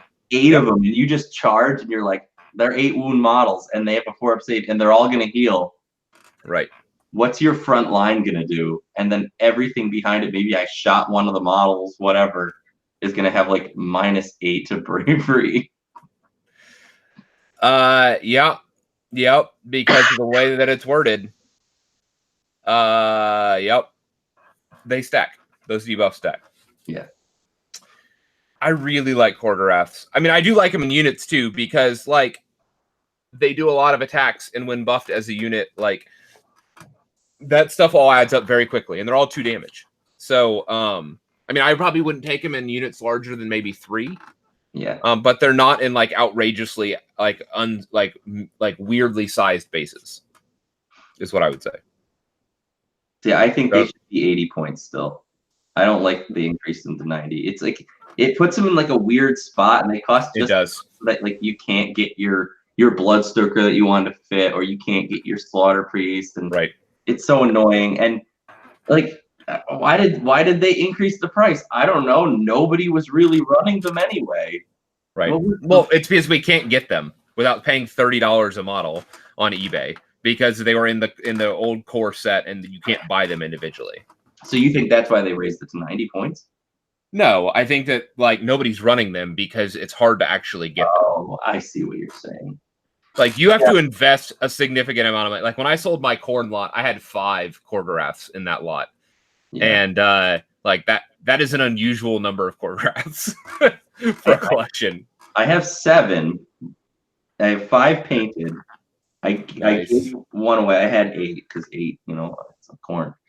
I gave one away in a prize giveaway, and I've used them before. I think they're really fun because those minimum size battle line units, it's really hard for a small battle line unit to take them out. So what you do is you kind of take them and you just let them roam, because they're 6-inch move. They're pretty quick. So they're line breakers, and so what happens is that, and people can't shift them easily, and they're like 8 wounds on a 4-up save. That's not shabby. And they heal. Right. Every turn if they're stuck in combat, because they're always killing something small. So yeah, no, they're real solid. I just wish they cost 80 instead of 90. I don't think they're 90-point models. I'll say this: I wish Beasts of Nurgle were that good. Yeah, I like as good as they are. They don't even need a Bloodsecretor. Their profile is good enough. Right. They're one of the few units we have that like you don't need a Bloodsecretor for them to be decent. Yep. Agreed. Cool. All right. All right. So I've got a pick. You ready? Do it. The Exalted Deathbringer. He is underrated. Shut up. Here we go, Vince. Deliver it. All right. Why? Here we go. I am going to now defend the Exalted Deathbringer. So, the Exalted Deathbringer is your great 6th hero. That's my argument. That's the slot he fills. Okay? He is... So the Exalted Deathbringer, he's not your first, not your second, not your third, not fourth, not fifth. He's 6th. He gets 6. He's your 6th. I like him as a 6th hero. Spot. He's filling the last slot. Okay? Why? This guy's... He's... Now, let's talk about why I like this dude. 80 points. Okay? Pretty cheap. Okay. Pretty standard at profile for your Khorne heroes. 5-inch move, 5 wounds, 4-up save. Great. I like him with the Ruinous Axe and the Skull Gouger. I think that's the right build for him. So the Axe, he's got 3 attacks on 4 and 3, neg 1 rend 2 damage. And the Skull Gouger is like his, the pokey shield hand thing. That basically what it does is when you, unlike the, so the way the Blood Warriors thing works is like when you make saves, then you roll other dice and then it causes mortal wounds or whatever. This is more like the Daughters of Cain prayer or shield kickback. right? Yeah. Where like if you roll a 6, he does D3 more. If you roll a 6 to save, he does D3 mortal wounds back. That's not okay. bad. And the key is, as we've said before, that just triggers, right? Because that you're rolling before the bonuses, these bonuses apply, so you get all the rolls in the world at this. And he can like, if you put him into the middle of a unit where that makes sure like something that makes an unit. outrageous number of attacks on him and will almost certainly kill him, you will kick back a large number of mortal wounds just from rolling so many stupid saves, right? Is it unmodified? No, it's a 6+, so it's even better. Holy shit! It is, yes, it's a 6+. Get him as the target of a bunch of priests and sure, throw him in, and like throw back mortals on 3s. Oh, D3 mortals per save. Yes, he has D3 mortals, and yes, it is stackable right now. But then, Vince, you can stop. This dude is king. Yeah, this guy is the answer to witch elf armies. I would point out that you can do things like he is obviously a hero, so he could take things like the smoldering helm as well, so you could double dip on this ability, right? So if you give this dude the smoldering helm and then hit him with 2 bronze fleshes, assuming they don't run armor debuffs, he's gonna walk in and every 4+ is a D3 +1 mortal wounds. I'm just saying. Also, Rend has an impact on this. So. It does. I'm talking about against a Rendless unit. Yes. All right. You're right. As you're super fair. Yeah, witch elves, here we come. So yeah, like against a non-mind razored witch elf unit. Oh, good night, Gracie. Like he will certainly kill a lot of witch elves. Yeah, I mean he'll die too, but it's gonna look like a Sam Raimi or an early Peter Jackson movie, right? Just like spray. That's amazing. I did not realize that ability was on him. You can stop now. You don't need to sell anymore. All right. So just to clear up the rest of the stuff, his 3 attacks with the big axe goes to 5 if he's within 12 inches of the general. Obviously, it goes to 6 if he's near if the blood secretor's in range, and 6 attacks, which is not, by the way, I like when I've seen him run. I have a buddy he is my buddy's like 6th hero. My buddy runs Gore Pilgrims usually, and this is his like 6th hero. So, and is he running the double bronze flesh? He tends to use double killing frenzy instead because he likes the bonuses to hit. Is this Collier or is this Tom? Yeah. I think come on, Ryan. Come on. Give him the bronze flesh treatment. My point is that like 6 attacks on 3s and 4s with neg 1 rend and 2 damage is not a terrible melee profile, right? Like it's a little rend, it's a multi-damage hit. The wound isn't the best thing, but again, he could be whipped or he could be whatever and blah blah blah blah blah. Okay, so like there's a lot of different things that could trigger off there. There's a lot of available synergy if you want to stack, but even without all that, I think just sort of assuming he's near the general and in the range of the secretor, so we've expended no resources is my point. Right. Passive synergies. I think he has a decent attack profile. He has a command ability. It's junk. I'm not even going to talk about it. You would never use it. It's stupid. So like I'm not even going to try to defend that garbage command ability. The only time I shouldn't say never. Here's the one time you would use it.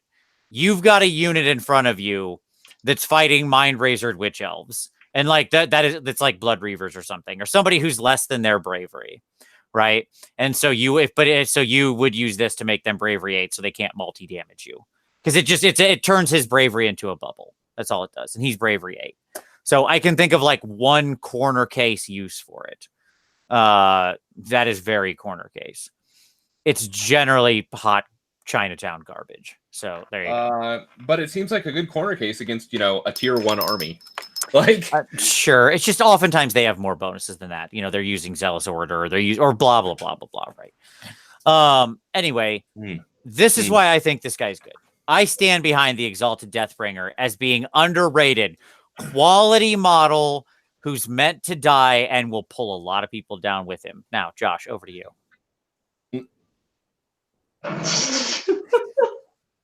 You make a good case, but the problem with this guy is it's so hard to get him into combat. If your opponent knows what he does, your opponent is just going to shower him with mortal wounds, and it only takes like 2 D3 mortal wounds to wipe him right out.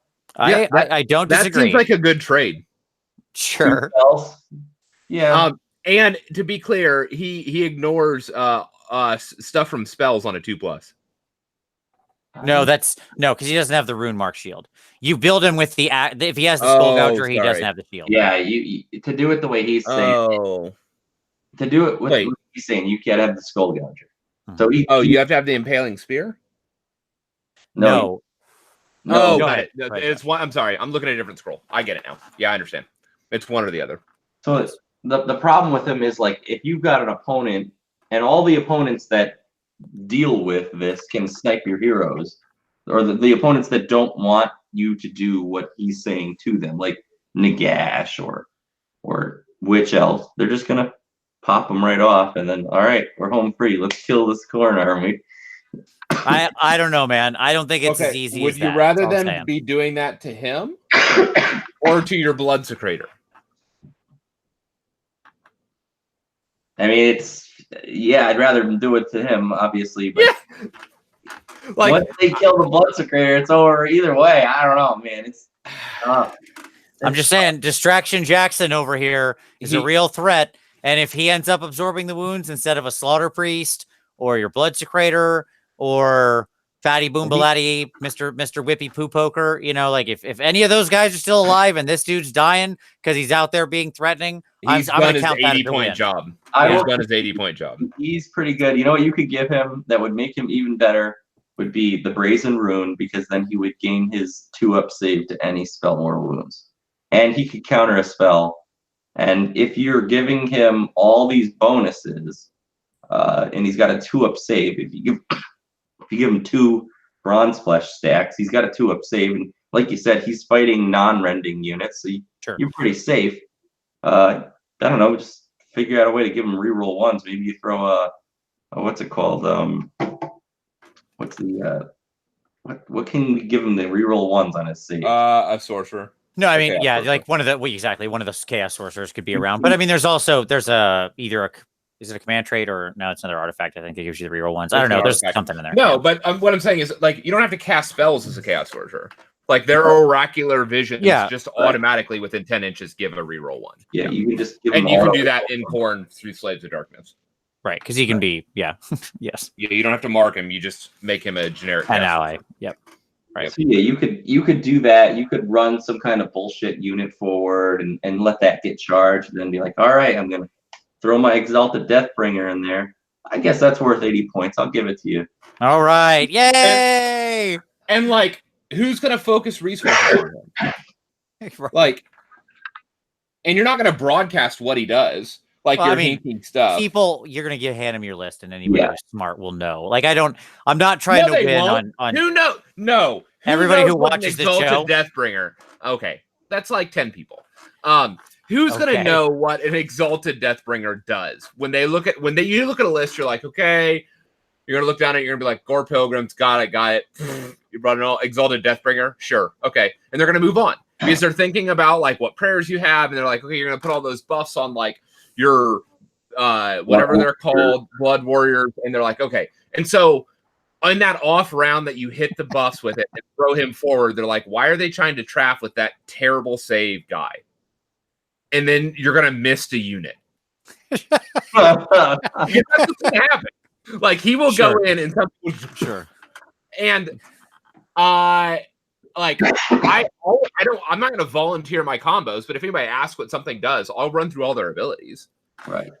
I'm just saying it's not obvious. By the way, Tom, you have sent the comments into an absolute tizzy over the fact that you just recommended including a spellcaster into a Khorne army. I'm just pointing that out. I was trying to think something other than Sorcerer Lord. Yes, because why? Because Khorne doesn't like mostly magic. Yeah, Khorne hates magic. That's the thing.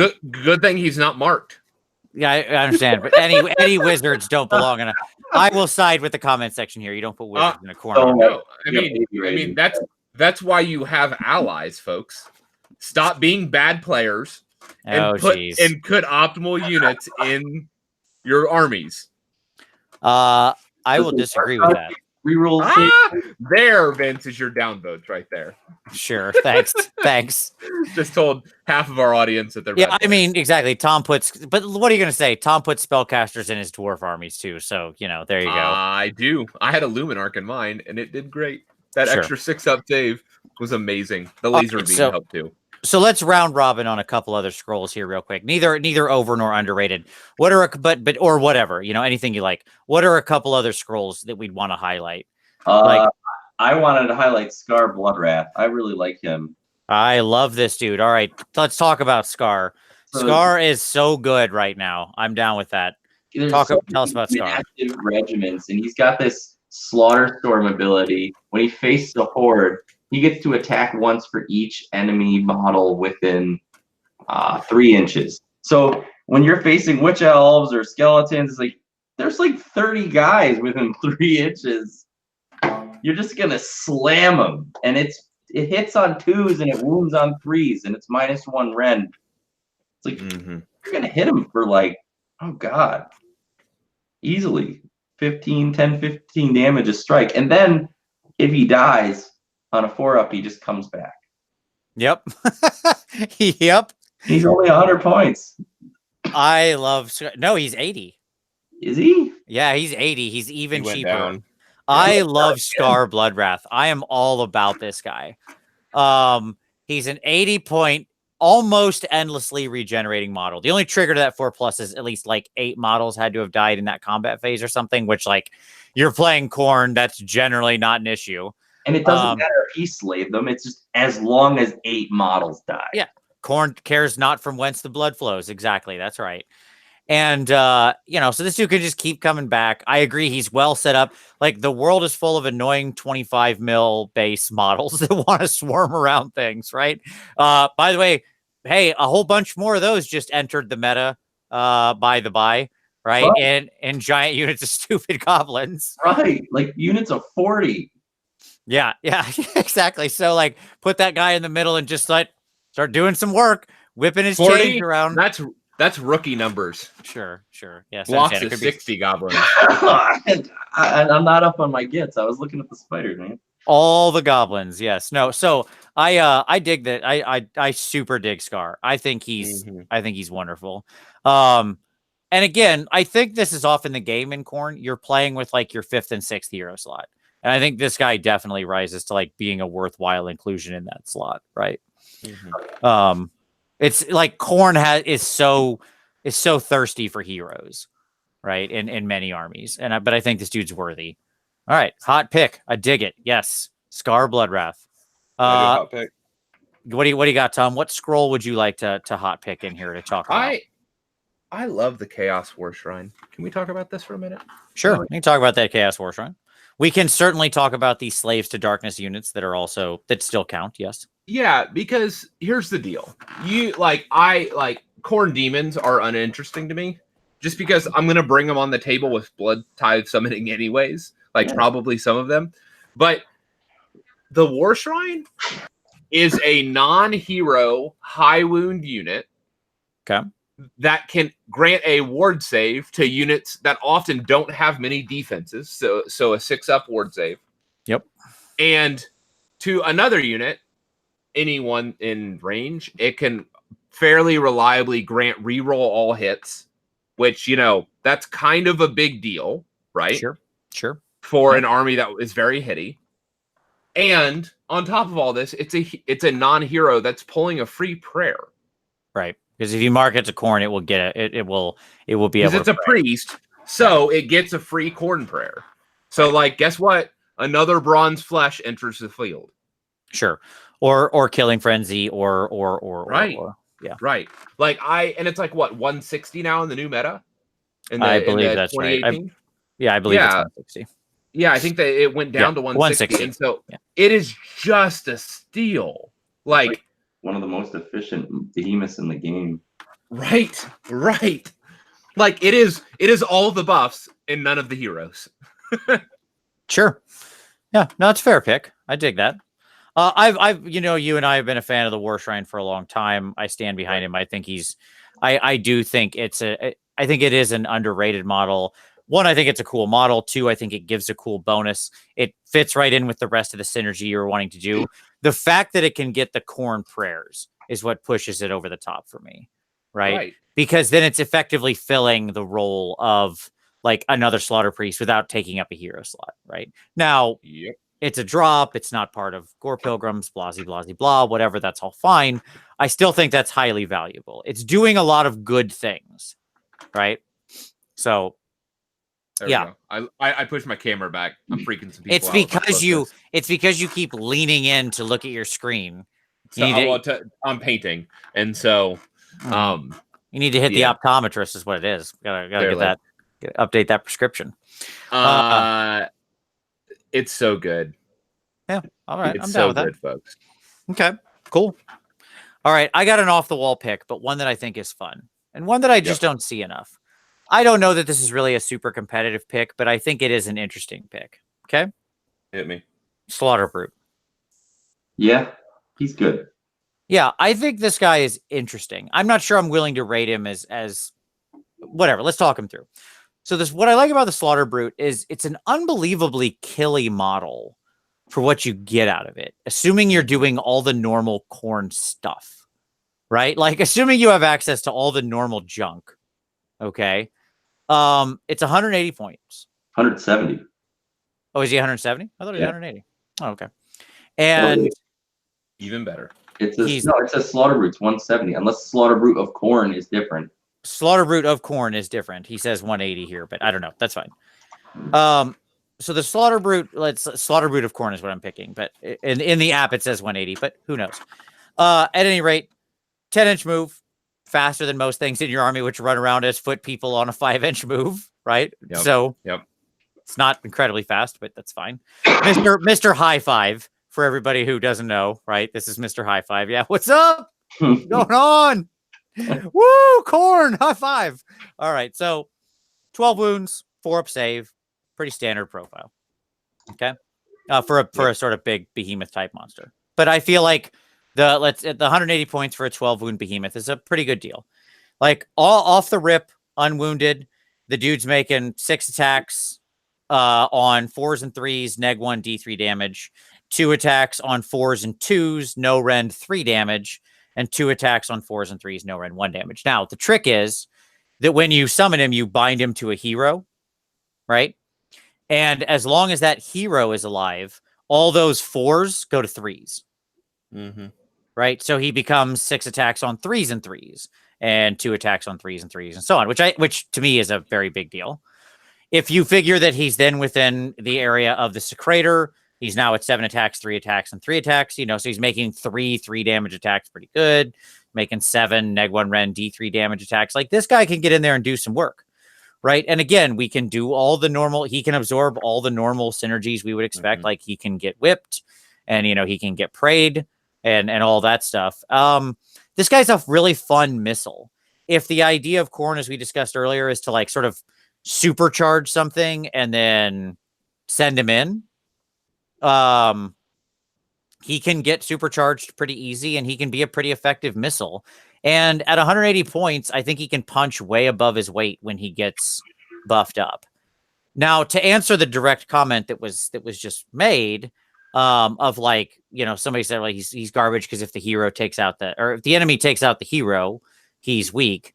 Well, I mean, he gets weaker. I'm not going to disagree that there is a definite performance hit, right? If that happens.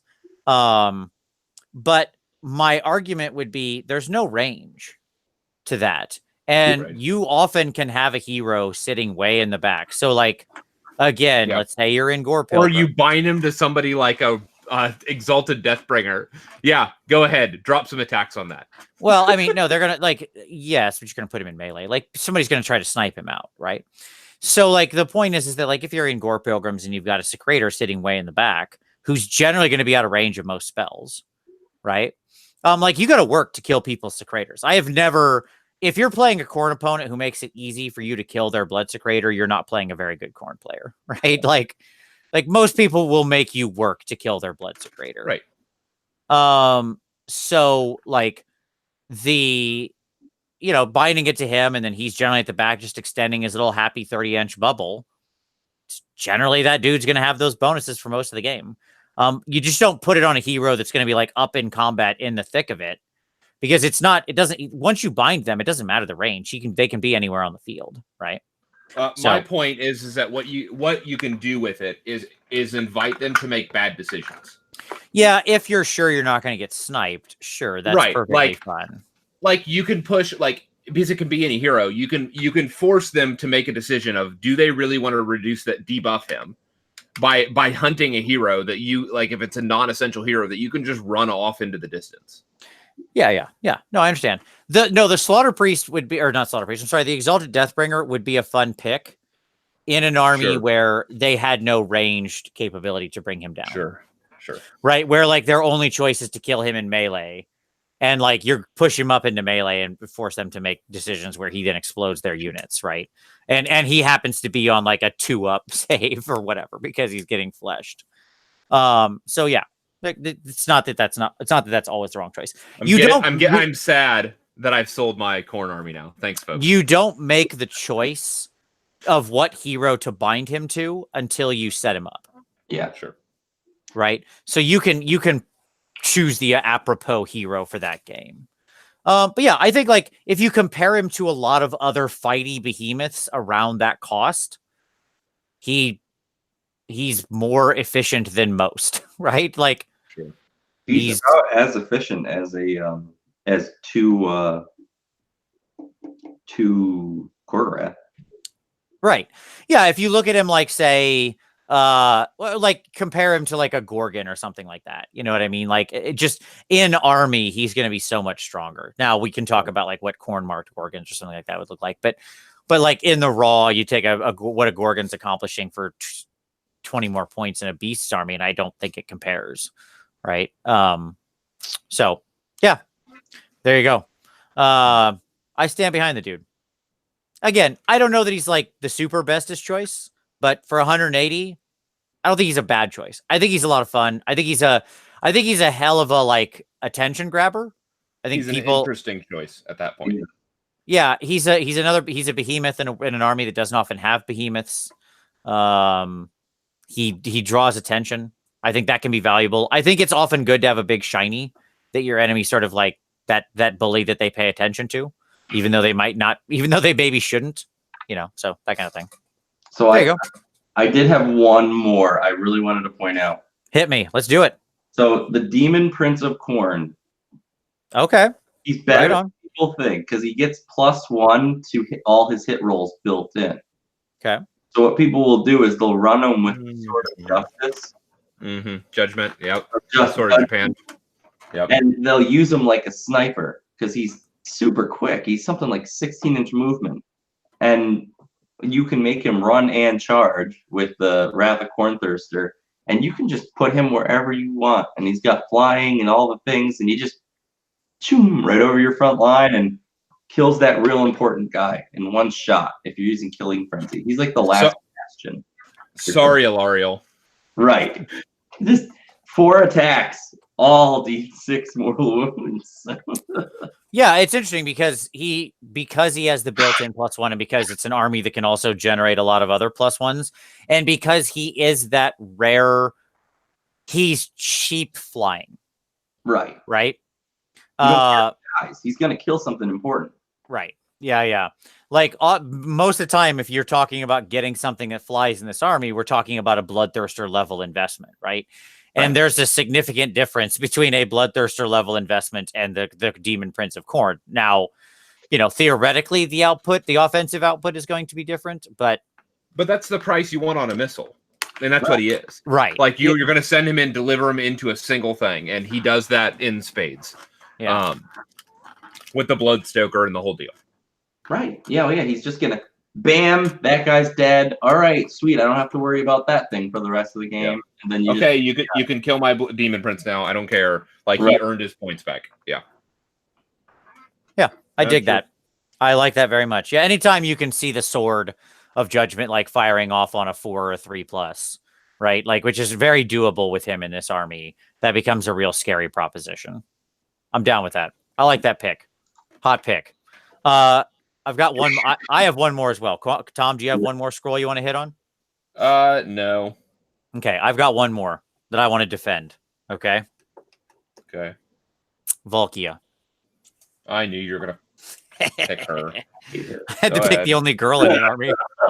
She's a trap. All right. Tell me about why she's so good, Vince. I want to. Okay, so now let's defend Volkia. Downsides. Let's get this out of the way first. She's 140 points. A little on the expensive side. Okay. Not crazy, but a little bit. Yep. Okay. She's a standard 5-wound hero.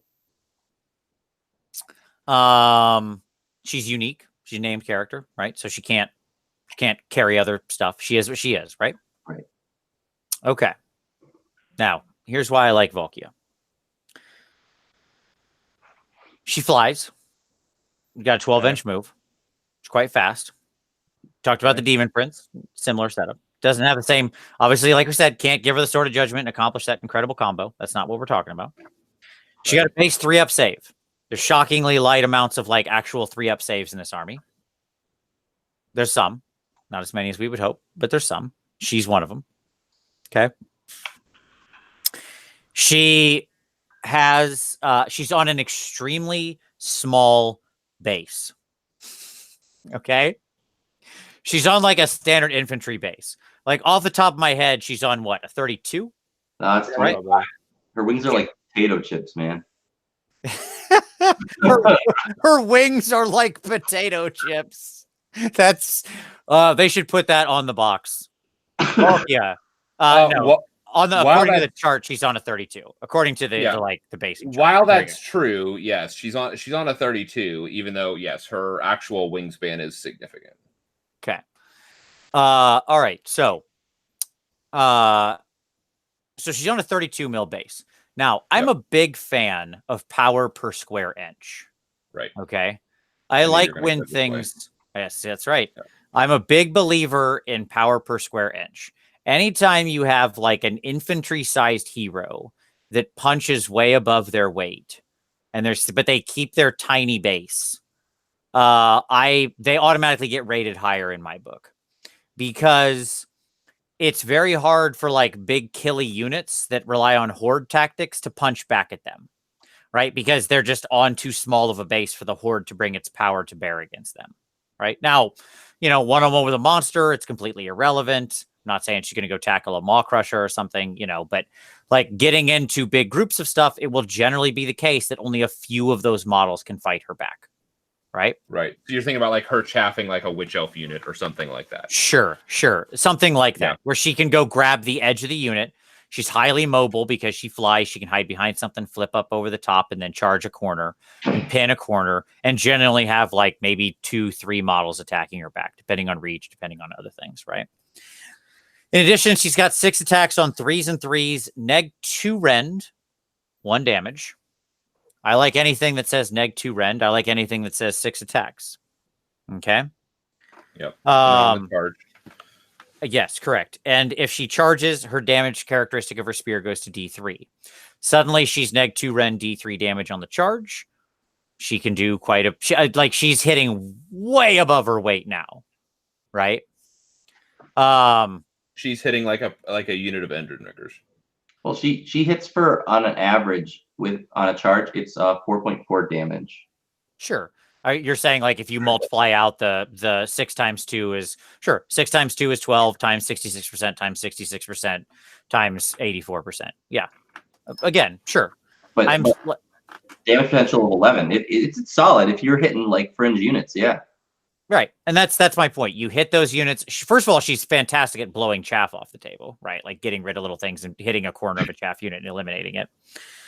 In addition, the thing that really sells her for me is she has this she has her demon shield. This is what I like about her, because she's actually like, for a unique character, she has this nice little package of sort of offense and defense and mobility.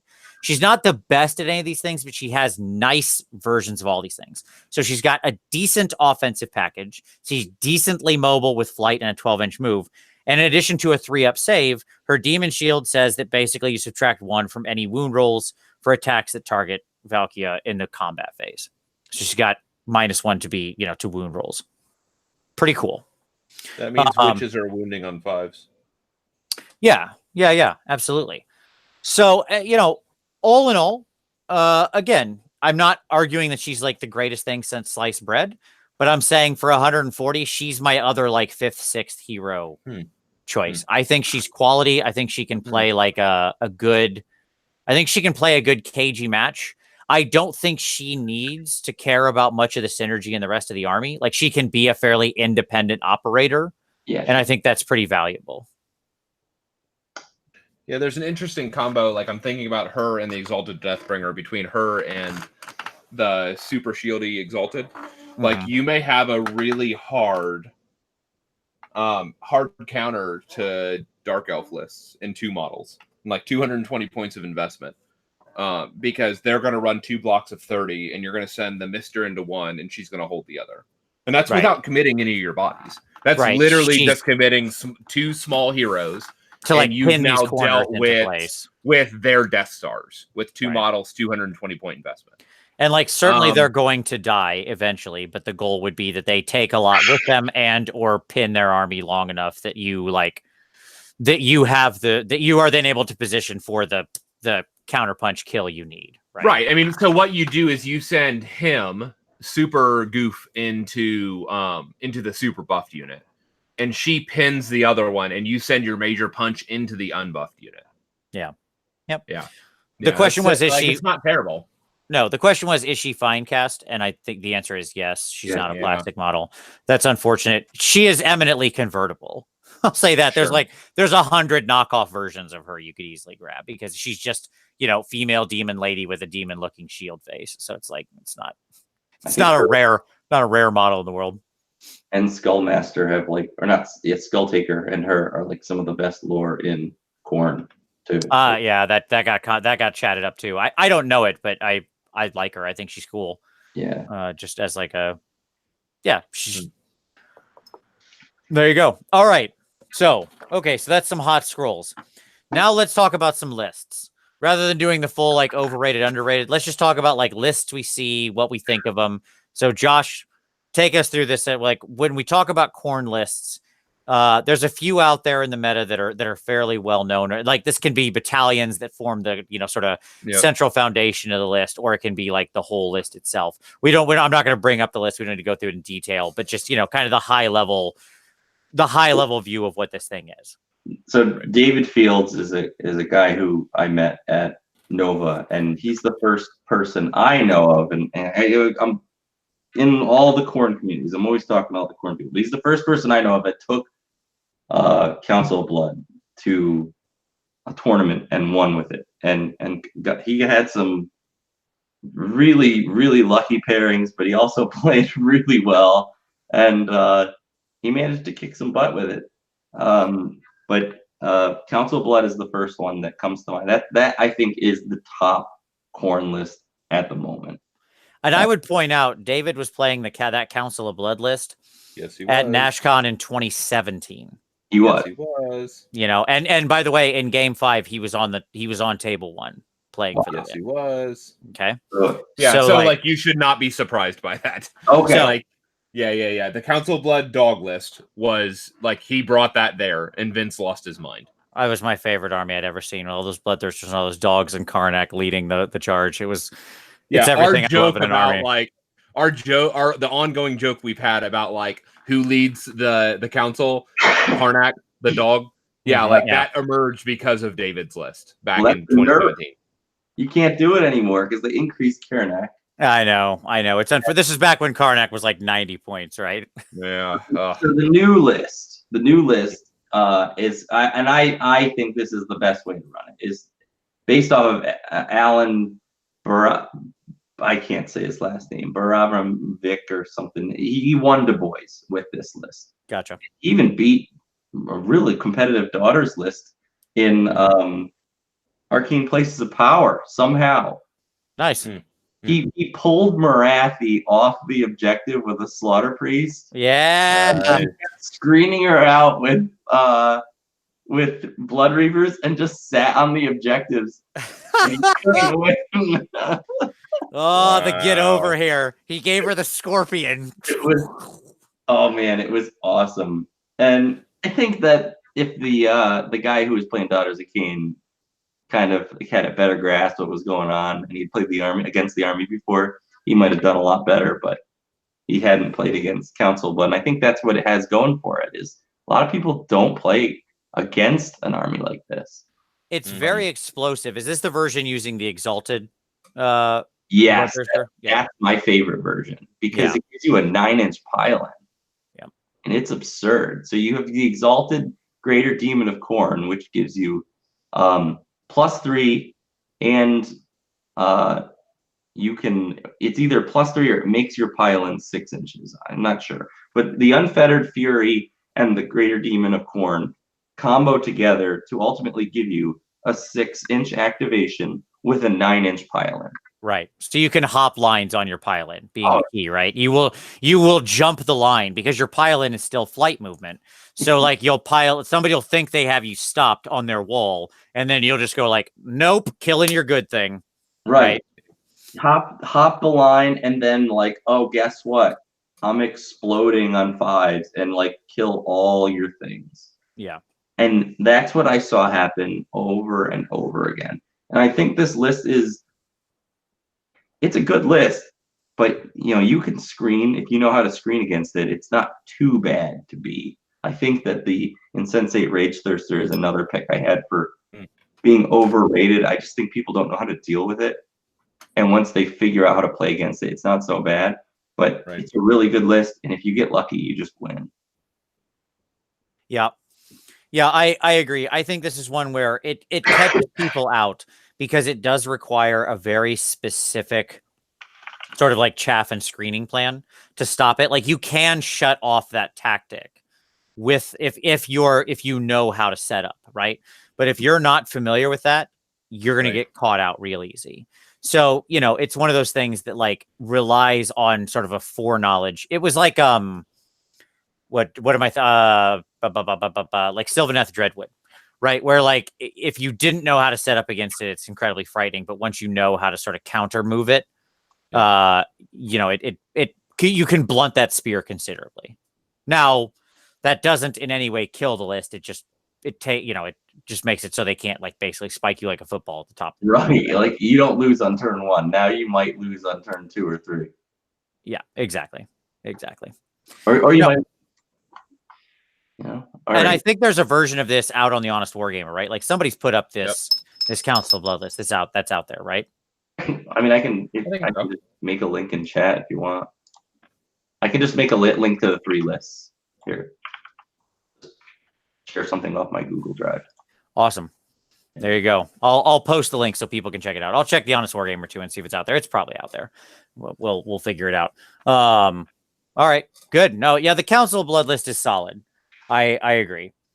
I like it. It's fun. It looks amazing, right? Like it's just a cool ass looking list, right? With like just this ridiculous pack of bloodthirsters roaming around because you've got the Exalted and 3 other regular bloodthirsters, and then your 2 slaughter priests backing it up.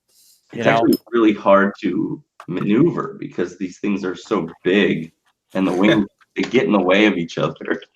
The irony is, I've been looking at like multi-Ragnarok lists. Like there was one we were talking about like a 4 Ragnarok list, and because this is the kind of thing a new book causes. Yes, and we got to talking about it, and I was just like, I'm not going to do that because I can't move 4 pie plates around the table. Right. Like it can't be done. Like 160 mil. Like, nope.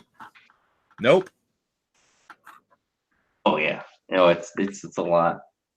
Yeah, and the Exalted Greater Demon, the Exalted Bloodthirster is on the 160. So what I typically see people do with them is, I saw a couple of guys. They will magnetize the wings so they can pull the wings off while they're piling all their bloodthirsters into combat because they extend so far. Yeah. Oh, they extend so far off the base, it becomes very hard. That's a really good call. I had never thought about that. That right as I was saying in chat. That's funny. Yeah, I never thought about that. That's a really good idea because it's true. Those wings are like the bane of proper pylons and being able to like move that model with any accuracy. It's funny too because if you've never seen the Exalted Bloodthirster, you don't realize just how stupid big he is. Right? Like he's so big. He's so much bigger than you think he is. Most Forge World models are like that. Yeah. So typically, and for those who aren't familiar, typically this is just you take the Bloodthirster of Insensate Rage, you throw Gyre Strike on him. He hits a lot, and he wounds everything on the field for 3 mortal wounds on a 5-up to wound, within 8 inches. But that's pretty much your whole army when you position them right, and you just keep trying to do that over and over again, and just nuke your opponent. Yep. So. Yep. Yeah. Right on. Dig it. Okay. So, all right. What else have we got? What other lists do we want to talk through? So my next list I have on here is definitely Murder Host. Murder Host is actually better now. A lot of people are like bummed about the Bloodletter quote unquote nerf. It's not really a nerf. It's more like a role change. There's a lot of debuffs out there right now, and Bloodletters actually got worse when the debuffs got more powerful and more prevalent. And as we said before, there's just so much negative to hit in the meta right now. And by the way, that's about to get way worse, right? Because if you didn't know, the Goblin book, its only defense is minus to hit. Right, like that book is just spilling over with ridiculous neg ones to hit. I mean, their basic melee unit brings it around with them. It's flying off the shelves. It is bargain basement prices on neg 1 to hit in the Goblin. I was looking at a list to generate like neg 5 to hit pretty easily. Like that's a pretty easy thing that goblins are going to throw around. So, and that's effectively going to be their save, is that ability to debuff. Right. Yep. So that hit to the Bloodletters, in some ways, it was a buff, but it did nerf a couple other lists that like focus on maxing out on Killing Frenzy. So I posted a list in the chat. I don't know if you accepted the link there, Vince, but here, I'll just post it again. That's fine. I don't know how to do that. Just put it in the live chat. You can just click accept. No, it didn't give me a message to do that. That's weird. It did. Or you can. I posted it in our group chat for this meeting. You can post it in chat if you want. And I'll throw it up there. Or you can put it in the description of the video. But I'll do that. Effectively, what you do is you've got your. In my list here, I've got a Blood Secretor because that doubles the output of all the damage of the Bloodletters. I mean, God, you got to run it. Whippy guy because Christ, you got to get into combat. If you don't get into combat, you just lose. But you run 90 Bloodletters, 3 units of 30, and then 5 units of 5 Fleshhounds, and then you run the Murder Host Battalion. And the Murder Host, you get to move 2d6 at the start after setup. And then you get to move 2d6 in each of your hero phases for everybody that's within 8 inches of hero. And you can imagine 8 inches is a big bubble. You can stretch it out. It doesn't have to be wholly within. And you get there turn 1, and you just start slamming them with waves. That's again that punch and bag.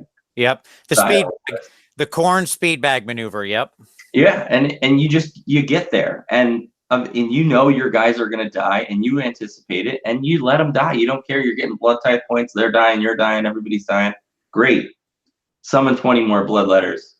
Do it again. And pretty soon, you got the game wrapped up. And this is, there's a guy, I think his name is let's see, I think it's Dan Ford. He's in Europe, and he wins a lot of tournaments playing this. But it's a good list. But again, it's a very, very spammy list. The other list was spammy Bloodthirsters are a little more fun to paint. And this one is very spammy Fleshhounds and Bloodletters. On the bright side, all eminently all of those models are like eminently warm zenithal-able / like you want to talk about a speed painting project. Oof. They're ready to go. You can bang them out. Pretty fun list. And then I actually made up a list. This is the list I'm working on. Okay. Maybe you guys will tell me it sucks. I'm cool with that. Hey, let's walk through this one in a little more detail then. Hit us with your list, okay? Do it. I'm thinking blood. Not blood. I just got blood on my mind because I'm a Khorne guy. I'm thinking gore pilgrims. Which I still like as the center point. I think it's still a strong foundation of an army. I still like it. So we're going Blood Secretor, triple Slaughter Priest, all Bronze Flesh. I think Bronze Flesh is the new Khorne meta. It's the only thing left that like really stacks for good reason. Okay. And then you got a Wrath of Khorne Thirster and a Bloodthirster of Insensate Rage with the Gyre Strike Arch Slaughter combo.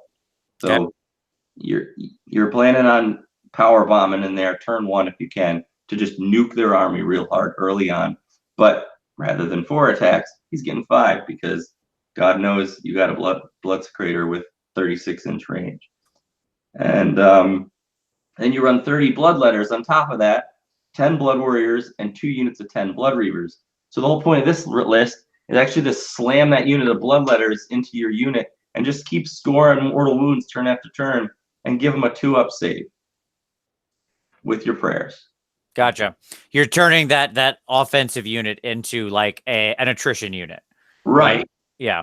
And I think that's how you have to play AOS at the moment. You almost need that unit that's going to stick but deal more damage than the other guy. Right. And this is what I'm thinking. It's 3 units of Blood Reavers because you need a lot of screening against certain armies.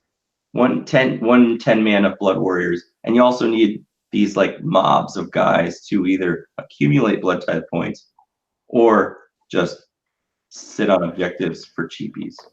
So do you think there's any gas in a list with that, but running as your mega like anvil, running a huge block of Blood Warriors with the hyper armor buff, and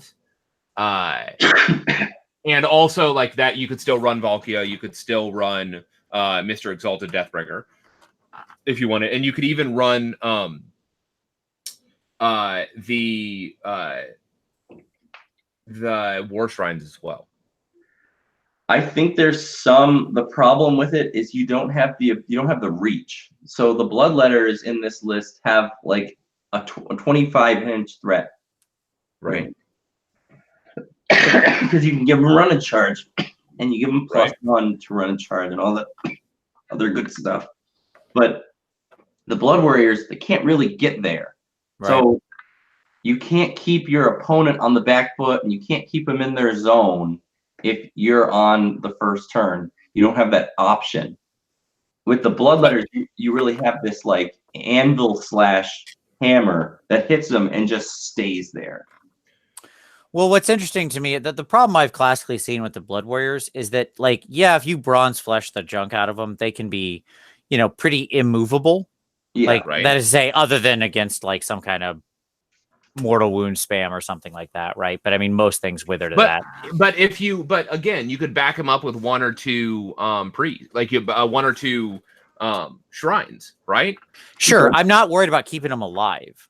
Like, again, who cares if they die to mortal wound spam? There's not that much, like, unit-killing mortal wound spam that's out there right now.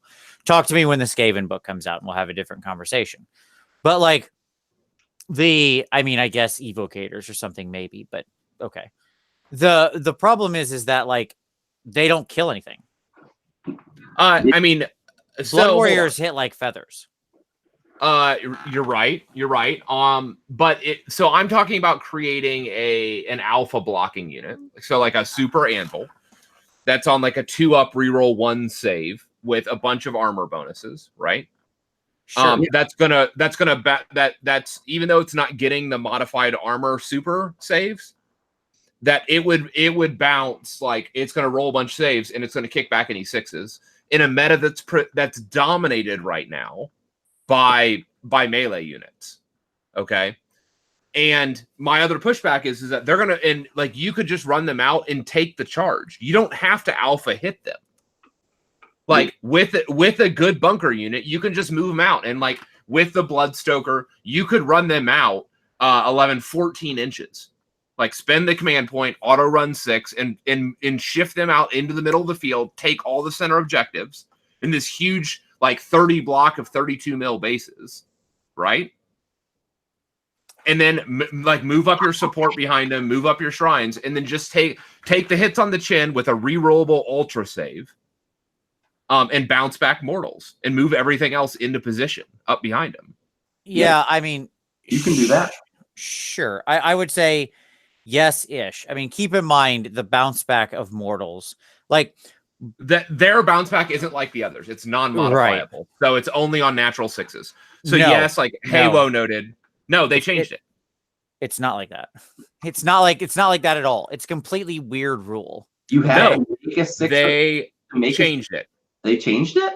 Yes. No, I'm looking at the scroll right now. For each roll of a 6, the attacking unit suffers 1 mortal wounds. That's all it is now. You're not reading the whole rule. You're starting in sentence 2. Okay.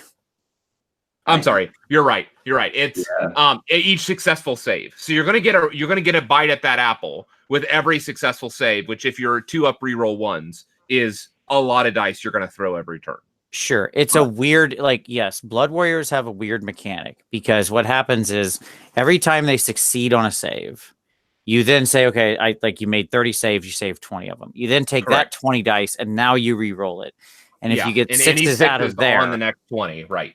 Yep. So it's a it's a bifurcated mechanic. It's not triggering strictly. It's not simplified. Right. Now it's not simplified. And the point is, go ahead, Josh. I tried it. I tried the Blood Warriors save thing. The problem is you wind up in scenarios where the Blood Warriors they just aren't fast enough to secure the position that you need to win the game. And so what you end up doing is getting tied up in all this crap from your opponent on the edges. And sure, they'll attack you. You'll do some mortal wounds here and there, but you'll lose off on these weird fringe games that you play early on in an event, and you won't even get to play things like Daughters of Cain or Legions of Nagash. That's my biggest. I know how the unspoken star in Doc for me has been bladed bucklers.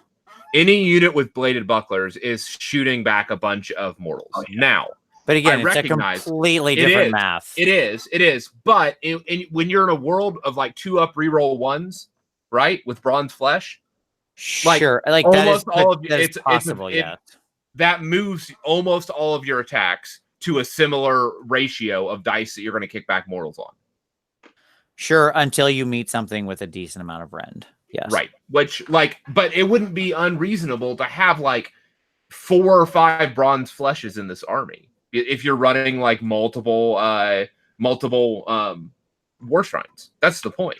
If you had keep in mind. So I get another thing you need to keep in mind is that Khorne prayers Khorne prayers from your shrine have a 50% success ratio, literally. It's 50-50. And Khorne prayers out of your priests in Gore Pilgrim have a 75% success ratio. Right. Sure. Okay. Yep. That's why you have to overstack the prayers. To I get too understand. successful, you're going to need to have at least min 3. Realistically, you're going to need to probably have 4. And that's just so much. And my problem is that that's cute until you need to move somebody off of their thing. Right. Yeah, and these guys, go ahead, Josh. I'm right with you. That's my biggest issue with the list. It can win if you can secure those objectives early. You're not going anywhere. You just won the game turn 1. But if you end up in a scenario where maybe they outdrop you or maybe you can't run far enough for whatever reason, there's an objective or there's some weird scenery that's getting in your way. Or it's a gift from the heavens where it doesn't even appear, that style where it doesn't even appear turn 1. There's nowhere to run to because you don't know where it's going to be. You play in the middle of the board. You don't know where it's going to be exactly is my point. Some of these show up on different, your 30 dudes aren't going to run 6 feet of table. Okay. Well, no, they're going to realistically, they're going to run 14 inches. Yeah. 14. Yeah. And so that's where you're going to push them up. Yeah. So my point is that it's good until you need to push, and they don't push. Right. They have you have to have other things to push. Yeah, they have they're a tank with running. They're a tank, literally they're they're an M1A2 Abrams tank powered by a moped motor. They're just it will. It's not going anywhere. It's just they sit. And now, in this list, though, I do run 10 Blood Warriors. I know it's not as many, but you can throw that unit out into big units of Witch Elves or whatever, and it's just as effective at dealing the mortal wounds back as a unit 30. Because you throw the bloodletters out, when you need to kill something, that maybe it's got 5 up, 4 up save, and you need to do some extra mortal wounds. Maybe it's a big dragon, whatever, and you attack it 60 times, and these guys are sitting there with like their 3 up or 2 up save if you got lucky, and you probably will kill the dragon by the time those bloodletters disappear, and you got your blood warriors and all your screens of blood reavers, and now for the rest of the game you can either throw another hammer in there with your bloodthirster of insensate rage, and hopefully wipe out a big chunk of their army early on, or you can like buff up that unit of 10 blood warriors and just make a wall and just rush across into some big mob like Daughters of Cain. And that was exactly my thought as well. It's almost like this is more of like a hybrid where you're not as reliant on that massive unit, and you still have the mobility that those bloodletters gain when you hit them with the Rapid Khorne Thirster. Yeah. All right. There's other lists out there that that are probably worth talking about. I think Brass Stampede is an interesting list, although again, I kind of talked about that earlier. I like Brass Stampede fine. I think it requires overcommitment into an average unit. Personal opinion. But there's probably some other lists out there. I like that. I think, Josh, it's a good mid-range thing. And I think Gore Pilgrims is still... I think that the prayer machine is still Khorne's strongest engine in Gore Pilgrims. I agree. I think so. The pull is incredible, as just from the story you told earlier. Like, the pull doesn't do anything until it wins the game. Right. Yeah. That's why I love having the pull as an option. Right? It's a tool in your toolbox. And Blood Boil is very hard to line up until somebody's trying to push into you. And then they're too close, and 3 Slaughter Priests blood boil them. And then and you drop 9 to 12 mortal wounds on it. And they explode. Right? Like, I have had, like, this is not an uncommon scenario for me to just, like, be pushing into the Khorne army and just have something just get blood boiled right off the table. Like, God forbid you be like a hero or a monster with relatively low to no mortal wound protection who finds the Khorne player starting their turn with their heroes within 16 inches of you, right? Like, you're dead now. That's it. You're dead now. You're gone. Boom! You explode into a red mist. Yeah. Like, I mean, it's a really powerful ability. So it is. 3d6 mortal wounds is pretty good last time I checked. So it's basically like a hell cannon. I was just gonna say, yes, it's basically a hell cannon. That's right. I was gonna make the joke. All right, but let's keep moving. Okay, so we talked a little already about like where they're strong and where they're challenges. So I want to talk a little about allies. We think of Khorne a lot in Khorne. Khorne does like Khorne. Khorne likes to be with Khorne. Khorne wants to buddy up with Khorne because they're a synergistic army, right? Yeah. And so like they don't generally like having non-Khorne stuff around, both thematically, narratively, and rules-ally. But like that being said, the obvious like ally non-ally pick, ally non-allies, is the Brass Despoilers, which we talked about before. I think there is a lot of gas in that engine. I think that, your Khorne Beastmen, when combined with the Khorne buff stuff, can be incredibly potent. So I think Brass Despoilers is a really solid battalion. I think it stacks well with the Bloodstoker. I think it stacks well with the Bloodsecrator. I think it stacks well with a bunch of stuff. So I think that's perfectly fine. But let's talk true allies. Like we talked discussion last week about Brass Despoilers. Let's talk about other ally type stuff. Are there valuable allies? That's or perhaps even non-standard choices. Khorne's big, right? When you consider all the like Slaves to Darkness stuff that get marked, when you think about all the demons, all the Bloodbound, all everything, it's got a big selection of stuff, and then its allies. Josh, anything you like that's sort of like they're off the beaten path in that ally type space? So we're not counting anything that's marked? I mean, sure. If you want to pick something that's marked, but is unusual. Yeah, like sure. if Slaves to Dark, like a Knights or something that's coming in. I understand those aren't technically an ally, but they're not like, they don't show up under the Khorne heading in the app. You know what I mean? It's fine. I mean, it's hard to pick Knights because, I mean, we have stuff that does what Knights do, and I can't justify picking knights. I think knights are much better in other factions like Nurgle. Right.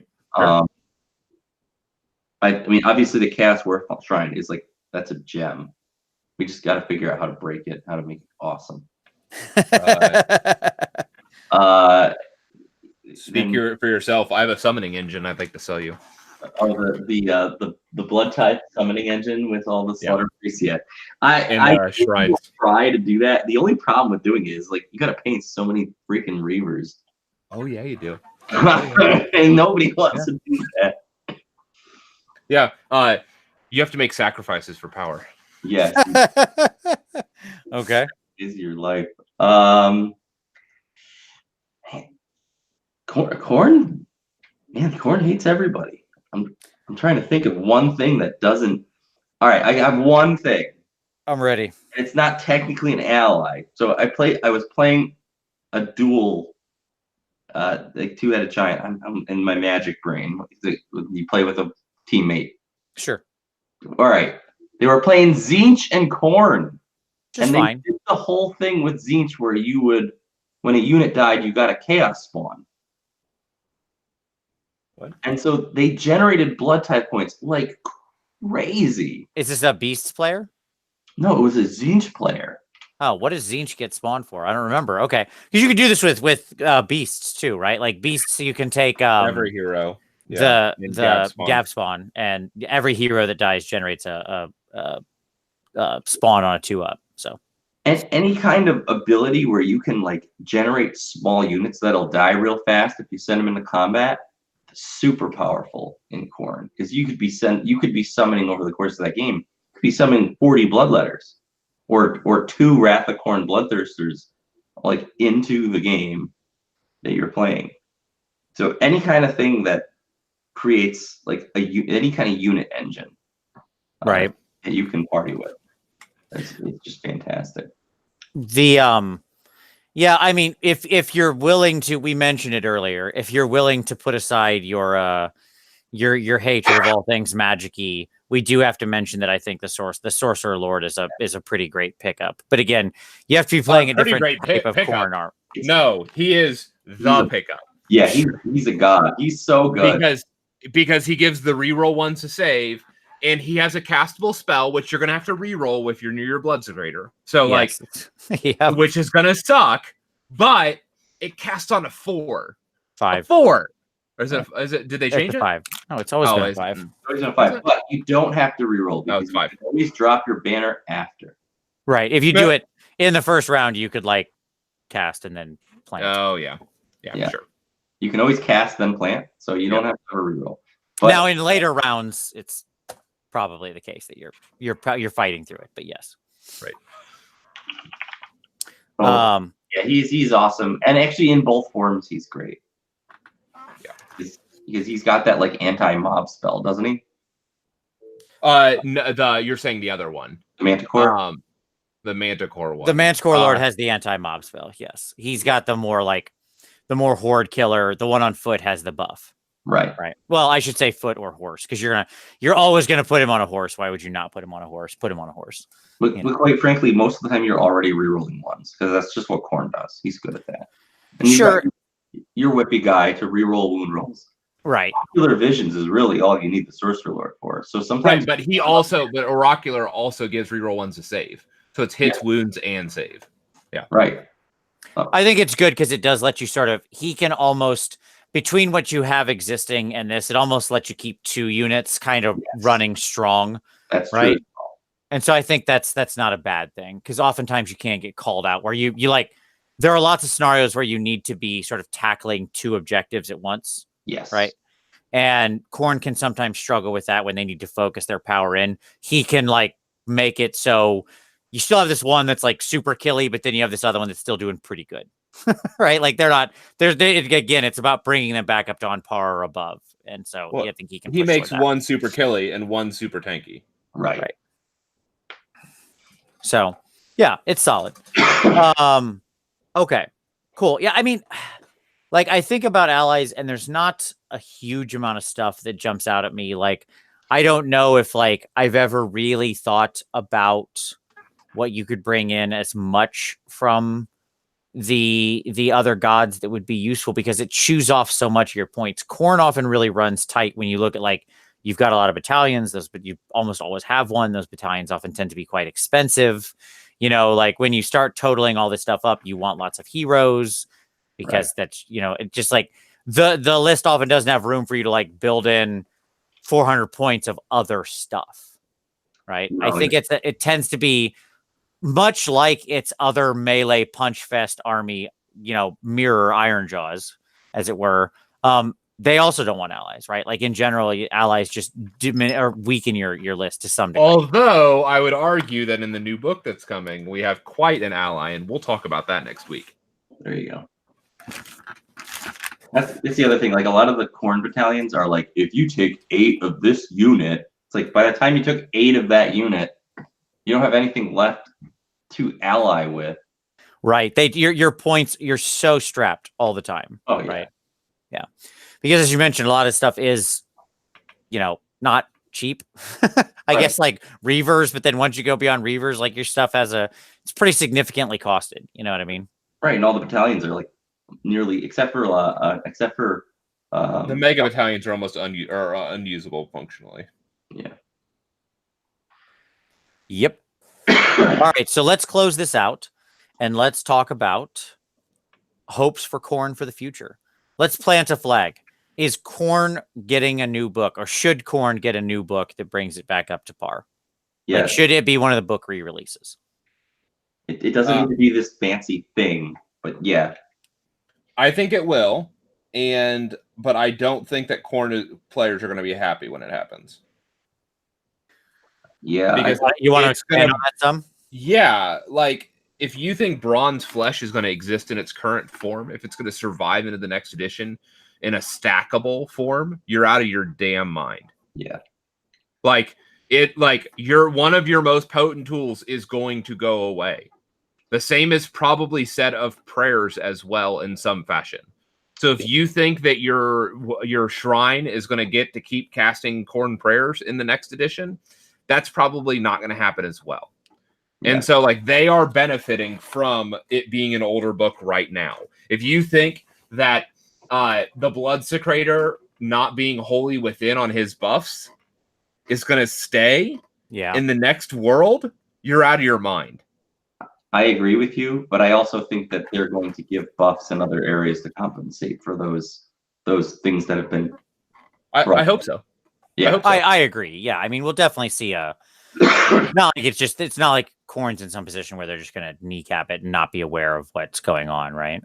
Like it'll get a shuffling. I would tend to agree. A book would mean a shuffling, right? Yeah. The edge shooting gets sounded off. But like things like the Blood Warriors, their stupid like reroll save punchback thing will just go to Bladed Shields, which on like natural 6s to save, they're going to kick back Immortal. Yeah, and that'll be better. Yeah, absolutely. Yes. God, get rid of that. Because like one of the things they're really sensitive to now is extra rolling, right? That's why Daemonettes went to just like, instead of generating an extra attack, it's just an extra hit, right? They talked about that because they've become very sensitive in AOS 2 to like generating lots of extra rolls. Like you rolled a bunch of dice and the result of those dice is that you get to roll more dice, and then the result of that is you get to roll more dice. Like they're trying to cut down on that stack. Right. It's still going to be the game. Like there's always a lot of that just built in, you know, hit, wound, save. It's kind of the thing. But like the less they can stop that chain from getting explosive, the better. Right. Yeah. So, yeah, I agree. So let me ask a question. I agree. I think the book will come and I think you'll see that rebalancing. But let me ask a more fundamental question. Okay. Yeah. Assume we were going to redesign Khorne from scratch today. Okay. Yeah. Yep. So like all the units that exist still exist, all that kind of stuff. Like we're not redesigning the models. I mean, we have the whole range, right? But we're going to write new rules for this book. Okay. Yep. Does Khorne still play like a synergistic ballet? Or do we change Khorne to just be a bunch of independent operators? I think that you want. You go ahead, Tom. You go ahead. No. You're the guest. Go ahead. I think I think you want Khorne to operate like this synergistic ballet. You've got so many different units and so many different heroes that you kind of want them all to operate in their own unique way. That way, players can create all sorts of different types of lists and do all sorts of different types of things the way that they want to do them. And it keeps things interesting. I think that if they change Khorne, one thing they need to do if they're going to have this kind of like synergistic ballet where it's Khorne's actually really hard to play if you're playing. I agree. You're like it's actually an army that's you have to play deceptively precise. Right. Yeah. And people think you're just hitting somebody with a stick every time. You're only doing that if your opponent has no idea what's going on and they just left themselves open. Right. Then you're just going to beat them down. It's a joke. But I think that's the same thing with every army you play. Anyway, what Khorne really needs, they need a way to give the units that can't get there some type of mobility. They just need something. And I talked to my buddy Rob. He's in chat. We argued a long time. I swear they got to give mortals run and charge. I think we settled on they don't just have to give mortals run and charge because that's too good. If you give everything run and charge, it's just boring and bullshit. Agreed. What they need to do is they need to give run and charge as a command ability that can be used once per game to a hero that's not used very often. So that way, you pick that unit, that's it. You're never going to get to do this again with this hero. You better hope and pray to God this thing works. So like the idea being that would immediately like it creates sort of a tension with including that hero in the list because he's not a currently like, and by the way, there's plenty of heroes we could choose, right? Like Khorne has a superfluous amount of just random heroes. Right. Yeah. So it would be very easy to find one and bring him up with this ability. And being that it's like a once per, well, that guy doesn't need it. He's fine. We already covered that. Give it to, there's like 10 other heroes. You know he's going to get fixed, right? Like that save bonus of like the super grindy. He's not right now, so that's fine. He's good. Sure. Oh, that by the way, for our viewers, if you don't realize this, if you haven't connected the dots or not, anytime new updates come, that kind of crazy stacking shenanigans of like unmodifiable rolls is going away on all scrolls. Yeah, and I mean so they said that point blank in the Stormcast. In Stormcast, yeah, right. They're not trying to be deceptive about it. They're just saying, like, as we update things, we're removing this. Yeah, and so like that is an effect. That stacking silly stuff is going bye. Right. Yeah. That's why when a lot of people will message me directly and like, Josh, I want to build a Khorne army. What do I do? And I'm like, oh my god, because I don't want to tell some guy to go out and spend $600 on an army that like GW is going to nullify tomorrow. Sure, or change completely, right? In sort of the way it's operating and interoperating. Yeah. Because then he's going to build this thing, and then the best advice I can give to people is if you're willing to do it, just buy a little bit of everything. Right. Yeah. The reality is there's a lot of like, we have, we in the span of this show, we can only talk about so much, but there's a lot of like quality we haven't talked about that you can use, that if you use smartly and you do play the sort of, the Khorne precision ballet well, right, you can get a lot of you can get more value out of them. Wrathmongers is a great example of this, right? Like Wrathmongers put into the wrong unit are just tossing your points in the garbage. Right. Wrathmongers put into the right unit are a game winner. Right. So it's just like knowing how to use those pieces.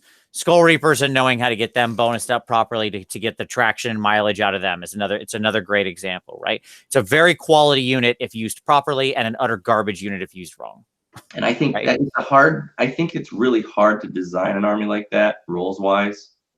Just because, I mean, you got to make sure that none of these things are overpowered and so you always got that in the back of your mind. You could make some tool that's just a little too good and it could break the game. Right. And I think we did that initially with Bloodsecrator. Nah, they have good playtesters now, and they're an FAQ away. They're 2 weeks away from fixing anything. Yeah, like on the release of the book, realistically. I can't tell if you're being sarcastic or are you being serious. I'm not. I really do believe this. Like, In released books, like if something is truly broken, okay, yeah, it is normally caught within the first couple weeks. In recent releases, if you see, you mean broken, like clearly like broken, bent, and it will be fixed very quickly. Like in the last year, if you look at releases, whenever things have come out and you're like, that doesn't work, or that works way too well.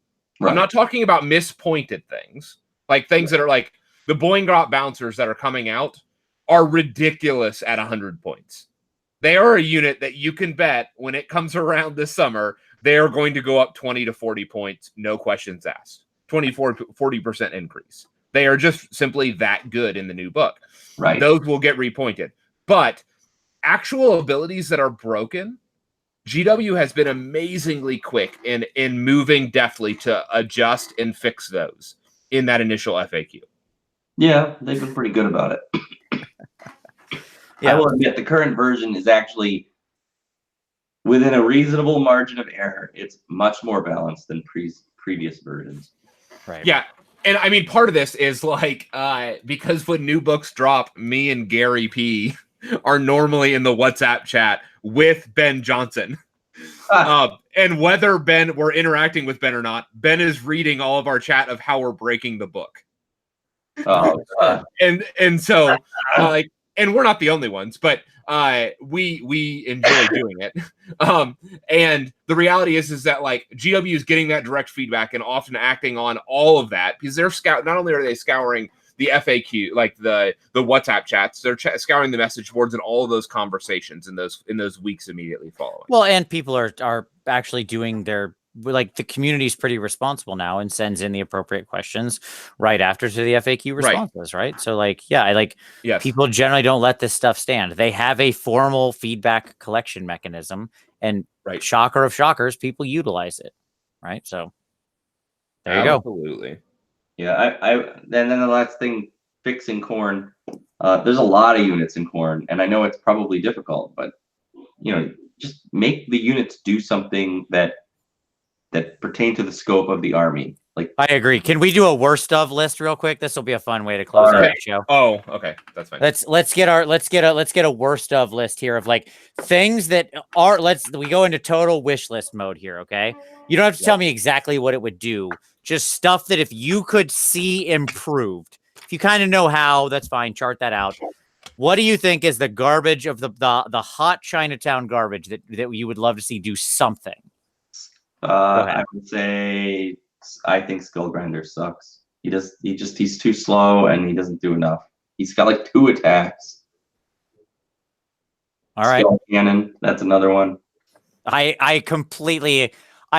Oh my god, I agree on the Skull Cannon. That thing could not be less. That thing isn't just underwhelming. It's lacking whelm. There is no whelm to be had anywhere. You mean like Blood Thrones? Blood Thrones are dumb. Yeah, Blood Thrones. Yes, I hate. What does that thing do outside of like a Skullmaster? Like it's basically a Skullmaster. Like it should have some kind of like bloodletter commanding ability. It's the Blood Throne, for Christ's sake. I agree completely. It's such God, both builds of that kit are just like whiff, strike 1, strike 2. Like it's just a slightly tougher bloodletter hero. That's all it's doing. Right. Slightly tougher, slightly more mobile bloodletter hero. That's what you get out of it. Congratulations. Good. Yeah, right. Nothing. How about? Well, go ahead. Now to say, how about across the army? I would love to see more on death effects. Oh, absolutely. That should be like all this about. This is Khorne, right? Yes. Like death begets death. Like that should be the motto of the army. Right. Things that trigger, like obviously Blood Tithe as a mechanic triggers off of the death of units, and regardless of who dies. I would love to see other triggers like that. I think that's a great idea. Yeah. And so like here's an example. Here's something crazy. So in the new book, like Squigs, when they run away on a 4+, they do a mortal wound. Right. Yeah, sure. Okay. Imagine a world where instead it like whenever you would lose troops to battle line, they basically berserk into the enemy. Sure, which is what not battle line, not battle line. To Battle Shock. When you would lose models to Battle Shock, they basically suicide into the enemy. and you get a similar kickback mortal wound effect on like Sure. Reavers or something. Yeah, like and I mean that's what clearly the Blood Warrior thing is trying to represent, right? Where like even if they die, they can pile in and fight. Right, but that's It's rolling just- more dice. Exactly. Like it triggers this whole attack. Like Blood Warriors are so annoying to fight just because of that. Like even if I kill them, they're gonna like, and I don't care they're gonna be effective. That's not what I'm concerned with, right? It's that now we have to stop playing my turn to let you go fight a combat, right? Like you're just gonna fight anyway. So go ahead. How many died? Figure out some pile-ins of these corpses, and then okay, you got this many attacks. Go. I'll wait here. Okay, I make some saves. Okay, now can I continue with my turn and my combats? You know, and so it's just like, whereas like I wouldn't care if that Blood Warrior ability was just like when they die, roll a die, and on this mortal wound of some kind or wounds. Right, I'd be like, "Yep, great." That they attack in a frenzy and roll a die and it's mortal wounds, and that's how we abstract that. And I'd be like, "Great, Yep, super fine. I'm okay with that." If it's just like they chuck 6 dice and I take some mortal wounds, I'd be like, "Thumbs up. Let's do this," just to expedite the process. I would love that because it's fluffy. It makes sense. If you know anything about Khorne, you're gonna play those rules and you're just going to think, "Oh, I get it," because I read some of the lore, and that's what they do. Yeah, absolutely. Yep. Any other worst dubs? You might disagree with me on this one, but okay, after reading so much lore and loving this guy so much, Korgus Call was the biggest disappointment. He's underwhelming as a war scroll. To all, I would take the regular Mighty Lord of Khorne, I guess, or whatever. Like who's fine. He's fine. I don't think he's trash. I don't think he's amazing. I think he's fine. That axe is scary. He's okay. Yeah, he's fine. Like the axe causes fear, which I enjoy. Right? Like the number of times I've put a serious model into that stupid lord and like failed to kill him, and then he swings back and I'm like, you know, like even whether it happens or not, your butt tightens up. Like it's a clench moment. Yeah, those are the good moments. Yeah. So you know, like my argument would be but I would take him over Korgus every time. And like that seems weird. Right? that like the completely boring generic guy is definitely a better pick than like one of the great villains of Age of Sigmar. This guy was the original villain. He's the first guy who shows up. He's the baddest badass of all the Khorne army, and he sucks. Yeah. Points. Yeah. I'm totally down with that. I wish Korgus was more anything. More something. Like honestly, it's like, yeah. I don't know that I want him to be cheaper. I want him to be worth his points. I'm okay with him being pretty expensive. Right. He probably should be. He's a scary dude, you know. Just like something. Yeah, just make him actually do something for those points. That's like worth it. Yes. I think that's a problem with not recently. Like there's a lot of new name characters that are slowly coming out that are much better. But name characters in general, I think GW has a very hard time putting points on them. Yeah, they are very tough. Like until you get up to like the superheroes, right, like where they represent such a big investment, you can kind of like pick this big number, and the margin of error at that size is broader, right? Like if you're at 620 and you should have been 600 or you should have been 640. In the end, it doesn't matter that much to you, like as a percentage of your overall points, right? Yeah. But if you're a special character that's like 140 and you should have been 120 or 160, it's a bigger percentage swing. It's the same number of points, but like the percentage you're wrong, you feel it more. Right?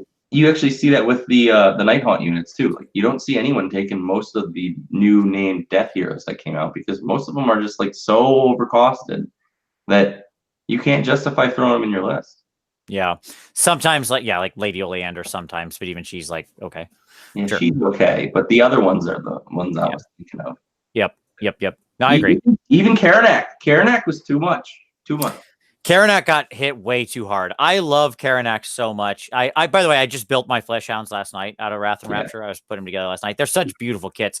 Just set like so simple.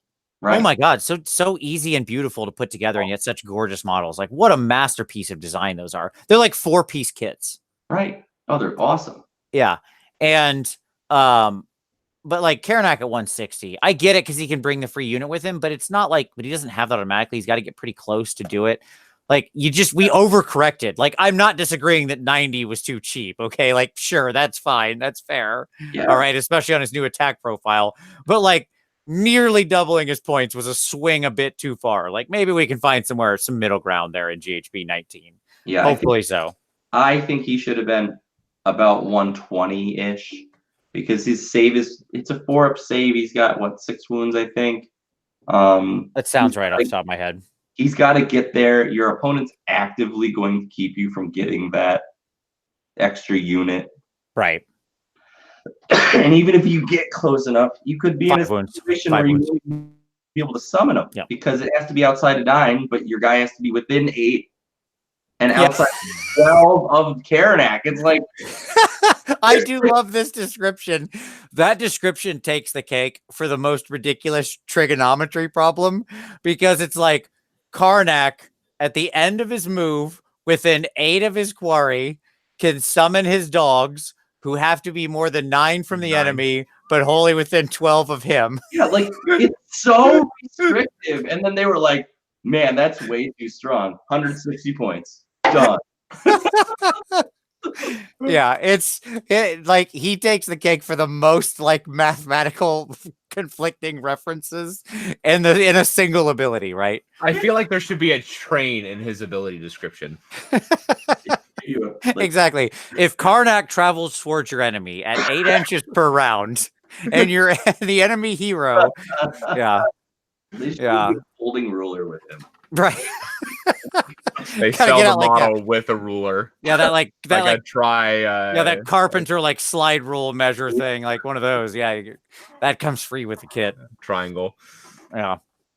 All right, good stuff. Well, gentlemen, any closing thoughts? How about like a movable Khorne symbol? Sure, there you go. Measurement on the actual. It's got the shape. Yeah, no, it's perfect. Okay, good. Dig it. Well, there you go. Another product for you, GW. Any closing thoughts, gentlemen, on Khorne before we call it a night? I love Khorne. Fair enough. I accept. I kind of am sad I sold my Khorne. Kind of. You wouldn't paint it until 2022, so it doesn't matter. Yeah, it's just not irrelevant. Yeah. True. A new book come out soon, so don't. Exactly, and then you'll definitely want. I'm not buying a new army in 2019. Okay, that's the plan. That's commitment. Yeah, that's a lie. There's a difference. Most of the time, it's commitment to buy an army. I have a Gloomspite Gitz army. Mm-hmm. I may supplement it, but I am not planning on buying an army. Sure. No, I believe you, Tom. It could be like an entire wing of goblin squig herders. Sure. And the trolls. No, that's fine. Yeah, and it could be an entire wing of trolls, but I am not buying a new army. No, it's fine. Tom, we all know you're lying, and we can't wait to see what it's going to break you. I mean, like, I don't think you'll make it through Q1 with that commitment. Of not buying a new army? Yeah, you definitely won't make it through Q2. Like, no doubt. This is trashed by Q2 100%. So we could you really think so? Yeah. Like, what do you think that they would? What do you think they would release that would force me to buy a new army? I don't know, but it'll happen. I just know you and I know them, and when you put the two together, it equals Tom buying crap. That's what it comes down to. All right. No. So, with that, let's call it a day. Josh, absolute pleasure to have you on, buddy. Really appreciate it. Thank you for soldiering through the end of your cold. It was fine. You were great. We very much appreciate you coming on and sharing all the Khorne knowledge. We're gonna have you back. Let's say perhaps if there's a new Khorne book that comes out, I think that would be a definite occasion where you will come back. So, but to all of you out there who are watching, thank you very much. Remember, blood for the blood god. Add your own skulls to the throne of Khorne. And as always, we'll see you next Wednesday. Yeah.